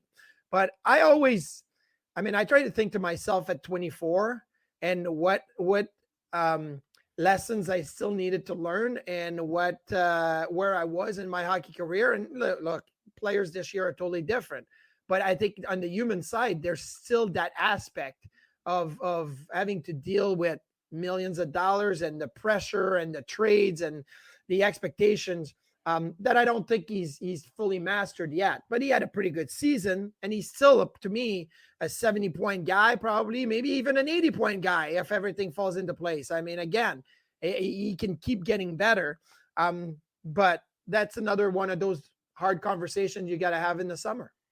Marty, one more quick question I have to ask you, just because, you're our goalie guru, and I wouldn't be able to continue on with my weekend if I didn't ask you about Akira Schmid. And don't hold this against me. I'm a Devils fan. Obviously, Marty Brodeur, and there's a couple of goaltenders named Marty that I'm a huge fan of, obviously you being the other one. But, I have to ask you about Akira Schmid. He's allowed 2 goals in 3 games, 22-year-old goaltender from Switzerland. And I know that, Drew's going to get upset that I didn't keep this a completely Jet segment with you, but what has stood out to you? Because to me, this is incredible. The Rangers are up 2-0. You mentioned Igor Shesterkin earlier, and then Akira Schmid comes in for Vitek Vanacek. And as I mentioned, only allows 2 goals in 3 games. The Devils obviously, have a 3-2 series lead.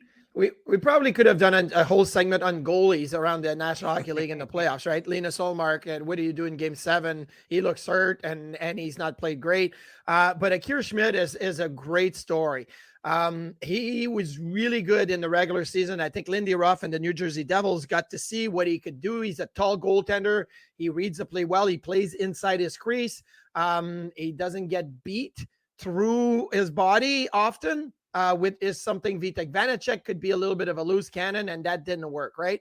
But you have to understand and know Lindy Ruff and is I don't want to say his favoritism sometimes for younger goaltenders and like making those bold statements. But I remember when I got my first taste of the NHL really as a full-time, I got called up, and right in front of the whole team, Lindy said, Dominik Hasek's not playing good enough. I'm playing the kid tonight, right, against Carolina. And I'm like, wow, I'm being favored over Dominik Hasek. Well, that lasted 24 hours, but still, right? Like that was this. And then look at 05-06. We start the season, and Lindy's like, let's see what Ryan Miller's got. Marty's our veteran, and he's our number 1 goaltender, but let's see what Ryan Miller's got. And then, Ryan Miller took off, and we ended up all the way to the conference finals. I think Lindy Ruff loves to put a challenge in front of younger players. And that's why he was such a good coach for me for that team, the Jack Hughes and the, Dawson Mercer and all of these guys. Right. So, and now we found a goaltender again that he's like, I'm just going to give it a go. I think he's got more upside. Let's see what happens. And he struck gold again. So I think this is, again, as Schmid is playing good, but Lindy Ruff's willingness to try it is something that he's done before. Always insightful, always opinionated. Marty Biron is one of our favorites. Marty, thanks very much for joining us this morning. We'll do it again real soon. Appreciate your time. Thanks, guys. Enjoy. Thanks, Marty. Have a great weekend. Enjoy the rest of the playoffs. Yep. There he goes, Marty Biron joining us this morning on the Illegal Curve. I had to ask him about Schmid. I know you did. Looking at his numbers, boys, like 3 games, 3-0, 976 save percentage. His goals against average, it's actually absurd, is 0.63. And that's in 3 full games. Like, I realize this is the Ginsburg Devils minute here, but I just think it's incredible what he's doing. It's kind of like reminds you of like Jean-Sébastien Giguère back in 2003, or just some of these, goaltending runs, Dave, that have come out of, don't get me wrong. The Devils are going to lose the next 2 games and get beat in 7 games just because that's probably what's going to happen. But I think that, just the fact that a 22-year-old goaltender who was the 3rd string goaltender, I just think is pretty awesome. You got Brossoit in Vegas kind of doing the same thing. I just had to ask Marty about Schmid. It's definitely a good story. We go to break for the final time this morning. When we come back, more on the exit interviews. And of course, the Moose lay an egg in their home playoff opener. We'll talk about that. But the Ice were victorious last night. One final segment to come. It's the Illegal Curve Hockey Show. We're live Saturday morning on our YouTube channel and all of our social media platforms. Welcome back to the Illegal Curve Hockey Show. Saturday morning, we're live on our YouTube channel. In case you missed any of the program, the immediate replay will be available, of course, on YouTube, and the podcast will be available shortly thereafter. While you're at it, smash the like button on the YouTube channel, subscribe to the channel, subscribe to the podcast, leave us feedback, particularly on our iTunes page. We always love to hear what you good folks have to say. I just got a text from my dad, aka Professor John Ginsburg, aka Grandpa, saying great show today, especially Marty Biron, who I've always loved. So I mean, I echo what my dad said. We've had Marty. I mean, how many times would you say we've had Marty on, Drew? Like maybe 50 times. Like, honestly, I'm not joking. He's probably been, one of our most frequent guests over the years. He always brings it. We're super lucky to have him on. Obviously, jumps on the TSN broadcast along with Craig Button. Dave mentioned Frankie Corrado and others, but just had to ask him about Akira Schmid because I think he's been one of the best stories so far in the playoffs.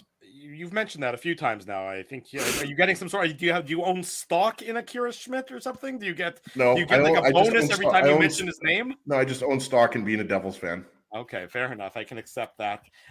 All the media availabilities will be available on illegalcurve.com throughout the day. My understanding, Nate Schmidt, Brendan Dillon speaking now. We missed Adam Lowry and Mason Appleton, courtesy of our buddy Scott Billick. Are they bringing back like Andrew Ladd? Like how many Jets players are going to speak today? I don't think Dave can keep up with this pace. Dave is a machine. He can definitely keep up with the pace. I don't have any doubts about that whatsoever. Adam Lowry says that he doesn't feel that Rick Bowness's post-game comments were necessarily accurate. He says that he will talk to Rick Bowness and see where those comments are coming from. Adam Lowry didn't think communication was an issue with Rick Bowness, but said if Bowness has felt this way since January, they could have approached it differently. So, I mean, it continues this theme of the coach. I'm sure that Rick Bowness feels as though he was expressing one thing, but it sounds like the players weren't hearing that one thing and maybe we're hearing something completely different. So at some point in time over the last 3-4 months, the train has been derailed, and if everybody was pulling in the same direction for a while, they certainly stopped pulling together and instead seem to be opposing forces. And that is something that certainly is an issue for this Winnipeg Jets team going forward, Dave. Yeah, no, they're going to have to figure out how everyone can get on the same page because you're right, Drew. But I mean, the problem is how many times have we heard that? Well, I don't necessarily agree with that. I don't necessarily agree with that. How many coaches does this group get to say, well, it's not really something. It's like, okay, well, Paul Maurice, fine. Dave Lowry, fine. Now it's Rick Bowness, fine. And don't get me wrong, longevity doesn't equate to having all the answers. Just because you've managed to survive doesn't make you infallible. So then what are we after 14 years, Dave? We're the cockroach. We're the exception to the rule, Ezzy. But yeah, we're definitely a bit of an anomaly, I would suspect. But I mean, look, I just think that, the group, we often say you can't trade the entire team, but you can make some changes substantively with some small precision moves. And I think that's what this is going to require. It's not going to require blowing it all up and getting rid of absolutely everyone because it's not realistic. You just don't do that. You're not, again, you need players. Ultimately you need bodies. You don't just, and Drew mentioned this and it's true. It's a business. Who wants to spend $300 for an evening to watch essentially a glorified AHL club? Mm-hmm. And that's part of the reality of this environment. So it's not as simple. It's not. I mean, so Kevin Cheveldayoff, when he says it's not fantasy hockey, he's not wrong.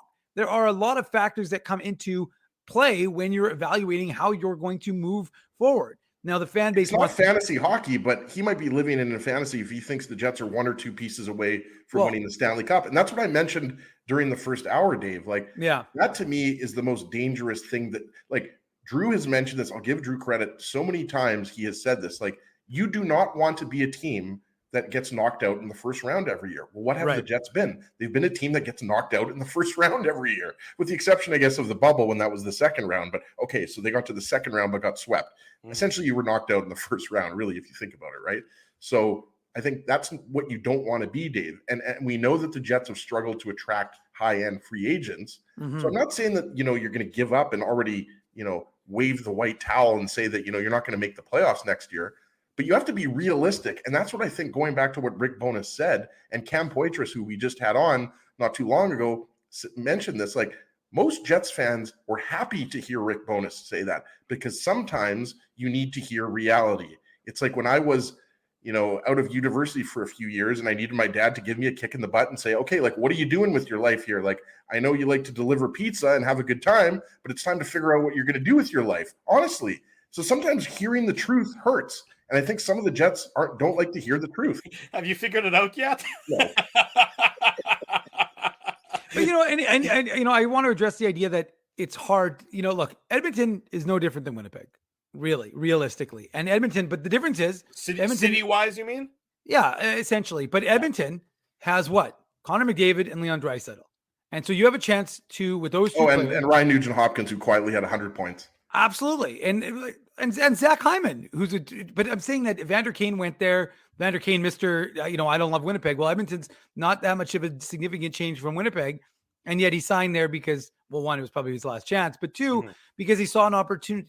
And I'm just saying that I look at what Matthias Ekholm talked about with how he and his wife were excited to go to. You can find guys, and winning, breeding a winning culture changes the narrative, right? I mean, and everyone wanted to, dump. I mean, Dreger said it yesterday on his Ray and Dreg thing with Ray Ferraro. I mean, these guys all signed here. All these American guys and European guys signed in Winnipeg long-term because they believed in the system. So you can, and eventually, again, we know it's kind of like the city grows on you and you can find things. And if you're a guy like Dustin Bufflin or Kyle Connor and you like, or say Connor Hellebuck, sorry, and you like the outside, there's lots of things to do outdoors, even when it's minus 30 out. So it's not as if it's not an impossibility, but you have to have the vision and you have to have not the appearance of chaos, which is right now what this organization is trading in. And I think that's the biggest concern. So you can say, oh, people don't want to come to Winnipeg. Well, first of all, and we've talked about this, but I'll just say it again. Not everybody in the NHL has a no trade clause. So we're talking about the minority. And ultimately, at the end of the day, if a Timo Meier doesn't want to come to Winnipeg, well, that's fine. But there are other guys. You can win with guys who don't have no trade clause, no movement clause. Also, sorry, Dave, Spency's right. Like, guys also like getting paid millions of dollars. So, I mean, I think Nino Niederreiter is happy to make $4 million in Winnipeg next year. Yeah, and I guess what I'm saying. So do I think it's more of a difficulty to sign someone in Winnipeg than there would be in Anaheim? For sure. I'm not again, as he says, the truth sometimes hurts. That is the reality of being able to be. Think about how much nicer it's been. Just right now, and it's still obviously it hasn't been great. Walking to the rink without a jacket, without being freezing, without the wind hitting you in the face. But ultimately, this is a market that cares. You get, as you just said, as he paid millions of dollars. And if you can be on a team that can win a championship, then who gives a shit about everything else? Because you can always take vacations with your millions of dollars and go to the Bahamas like Drew does, or you can go and buy yourself a fancy car. TJ there too. Exactly. So it's not a problem in that regard. But I just think that it's all about the culture. It's about building a culture of winning. And when the Jets were winning, nobody was really talking about Winnipeg being a hard place to go because you're signing your guys. That's just the thing. When Winnipeg was in first place in the Central, how many people were talking about how nobody wants to come to Winnipeg? Nobody wants to go. That's such a tired narrative. Nobody wants to go. You can't compare Winnipeg to Vegas, or you can't compare Winnipeg to Florida where there's no state taxes. Like, I'm tired of hearing that crap. Nobody wants to go to dysfunction. That's what it boils down to. Nobody wants to go to dysfunction, no matter where that dysfunction is located. Now, when that dysfunction is located in Winnipeg, and I think that's a word you can use right now with and feel confident using it, nobody is going to go there, in addition to all the other weather-related, Canadian-related challenges that it experiences. You want to build a culture, you want to build an organization, people will go to that one if it is the right culture and the right organization. But these guys around the NHL know, because players talk like nobody's business. And it's high school. It is Hits high school, they know what is a good organization right now, and they know what's not a great organization. And right now, the Winnipeg Jets definitely fall into the category of an organization that you wouldn't necessarily run to when you have options at your disposal. And I think a lot of that has to do, though, with the lack of vision, as you talked about after the Game 5 loss, right? Like, I think that has more to do with it, as opposed to look at 2017, 2018. I think, like, when Paul Stastny, waived his no move clause to come here. Like, Dave's right. Like, why did people want to go to Detroit? In addition to the fact that Detroit is a great town, great people, it's because the Red Wings won year after year, Stanley Cups, playoffs year after year. Stevie Yzerman, Kenny Holland. That's why people want to go there, right? Because you of the culture. And I'm not saying that the Jets have had a bad culture for 12 years, but certainly the last 2 or 3 years, there have been some issues in that dressing room. No question about it. Final word on this morning's program goes to Mr. Minuk. Put on your antlers. It's time for the Minuk Moose Minute on the Illegal Curve Hockey Show. Minuk. I didn't know why I was getting the last word. I thought we were just going to wrap it all up, especially like the Moose. They seem to wrap it all up fairly quickly in yesterday's first playoff game. Bit of a gap in between the end of the regular season, 12 days to be precise, and game 1 of the playoffs yesterday. Of course, as everyone knows, the Jets had Arvid Holm and Oskari Salminen up with them, and they flew back. I think they landed around 3:30, 4 o'clock.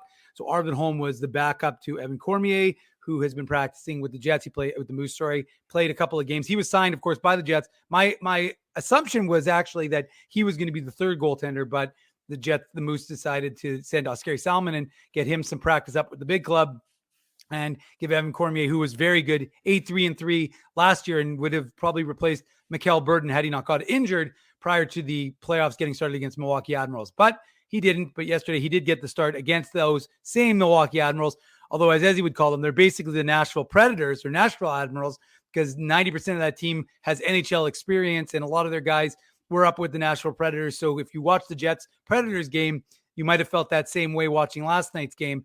The Jets chose not to, as far as I know, and until they've changed their minds. And I don't know if it's because of injury or for whatever reason. I think the player has some say. Actually, Johnson Fjällby, who was eligible, he was not reassigned. So we'll see. Maybe Kevin Cheveldayoff will have a word on that. But the two goaltenders were. So right now there's a lot of goaltenders down with the Moose. But ultimately, Evan Cormier didn't have a great start. Some of the goals were good. I mean, the gap. The power play goal, Zach Sanford, former Jets 2.0 legend. Zach Sanford, he got the second goal of the game for Milwaukee, who has an excellent power play. And then they scored a third goal on their 7th shot, and that was all for Evan Cormier. And then Arvid Holm came in. He made a couple of nice saves to start, but then he had the 5th and 6th goals against were what I would classify as stinkers. And it was basically a game was almost over. Jansen Harkins actually brought the Moose within 2 early in the second, so they may have made a bit of a push on a nice pass for Dominic Toninato to make it a 3-1 game. But then again, the power play, they had to go to the power play. Milwaukee has, I think, the best power play in the AHL. And so then they had a 5-on-3. And I don't know if you saw my tweet, but you would have gone nuts because Arvid Holm was called for tripping, but it was very unusual because he's down. He smacks the puck out of the way. And then he's on the ice. The Admirals player trips over him. But because I guess he was in the white paint and not the blue, they called him for tripping. So that put them on shades of Mark Scheifele and Lauren Brossoit, right? Yeah, exactly. And then Simon Lundmark made a nice save to keep it a 2-goal deficit. But the Milwaukee Admirals would eventually score, make it 4-1. Then it was 5-1. Then it was 6-1. And then Daniel Torgerson, the 2020 second rounder? Yeah. Daniel Torgerson took a shot from center ice, very Pavlekian, and Yaroslav Askarov led it in. So suddenly it was 6-2. And the Moose had a great third period, but of course Milwaukee pulled back, protecting a 4-goal lead. So they outshot them. I think it was 17-4 in the final frame. Probably the most notable thing, and something I've reported on illegalcurve.com, was that 2021 second rounder by the Jets, Nikita Chibrikov, is in Winnipeg. So he is here. He is still under contract with the KHL till the end of April. So he wouldn't be able to sign a contract with the Jets/Moose until May 1st. He hasn't played in a while, so I'm not anticipating that he's going to play any games necessarily with the Manitoba Moose. I suspect you're more likely to see Danny Zhilkin play a game, the 2021 third rounder, than you would to see Chibrikov. But good to see that he's here in Winnipeg. I suspect he'll spend his summer here training and then get an opportunity to do some damage, whether it's with the Moose or the Jets next year. To start his time here in North America. So that was probably the biggest nugget from yesterday, was that you can only find on a little site called illegalcurve.com was that Nikita Chibrikov is here in Winnipeg. There you go. Some people excited about that news. CMAC and, of course, Rob Mahoney as well. All the latest on the Moose playoff run. All the latest on the Ice playoff run. The Ice winning 3-0 last night in Game 1 of their Eastern Conference final. That is all available on illegalcurve.com, as well as all the end-of-season Winnipeg Jets availabilities. Those are going to be available. I'm starting already, but I didn't want to put them up because I don't want people going and watching video when they should be listening to us. Exactly right. But Connor Hellebuck and Blake Wheeler are up already, so we'll have some. I'll as soon as we're done this show, I'm going to be getting them all up. There you go. Dave M going to be doing the yeoman's work as he always does on this Saturday morning. We want to say a big thank you to the sponsors of Illegal Curve who made the post-game show, the Saturday show, and the website possibility. Our friends at Rumors Restaurant and Comedy Club, Linden Market Dental Center, Zappia Group Realty, Betway, Tough Duck, Boston Pizza, Seagram's, Rolly's Transfer, Grid Park, and The Keg support these fine businesses because of their continued support of Illegal Curve Hockey. We'll be back next Saturday at 9 a.m. We might pop up during the week if events warrant it, so stay tuned. Pop-up show? We'll see. Stay tuned. Keep it locked to all of our social media channels for news about that. The website, that is your destination, of course, illegalcurve.com. They are, we keep you abreast of everything going on with the Winnipeg Jets. We'll do that all day today and all week and weekend long. Big thanks to Cam Poitras. Thanks to Marty B. Ron for joining us. Big thanks to all of you for joining us. If you haven't already done so, smash the like button, subscribe to the YouTube channel, subscribe to the podcast, leave us feedback here, there, and everywhere, and tell your friends the best place to be each and every Saturday morning is here on the Illegal Curve YouTube channel. For Dave Minuk, for Ezra Ginsburg, I'm your host, Drew Mandel. Thanks for joining us. Have a great weekend. If it's Saturday, it's the Illegal Curve Hockey Show, live on YouTube and all of our social media platforms. Thanks for listening to this broadcast from Illegal Curve Hockey. For more great Illegal Curve content, subscribe to the Illegal Curve YouTube channel, follow at Illegal Curve on Twitter, Facebook, and Instagram, and visit your online home for hockey in Winnipeg, illegalcurve.com.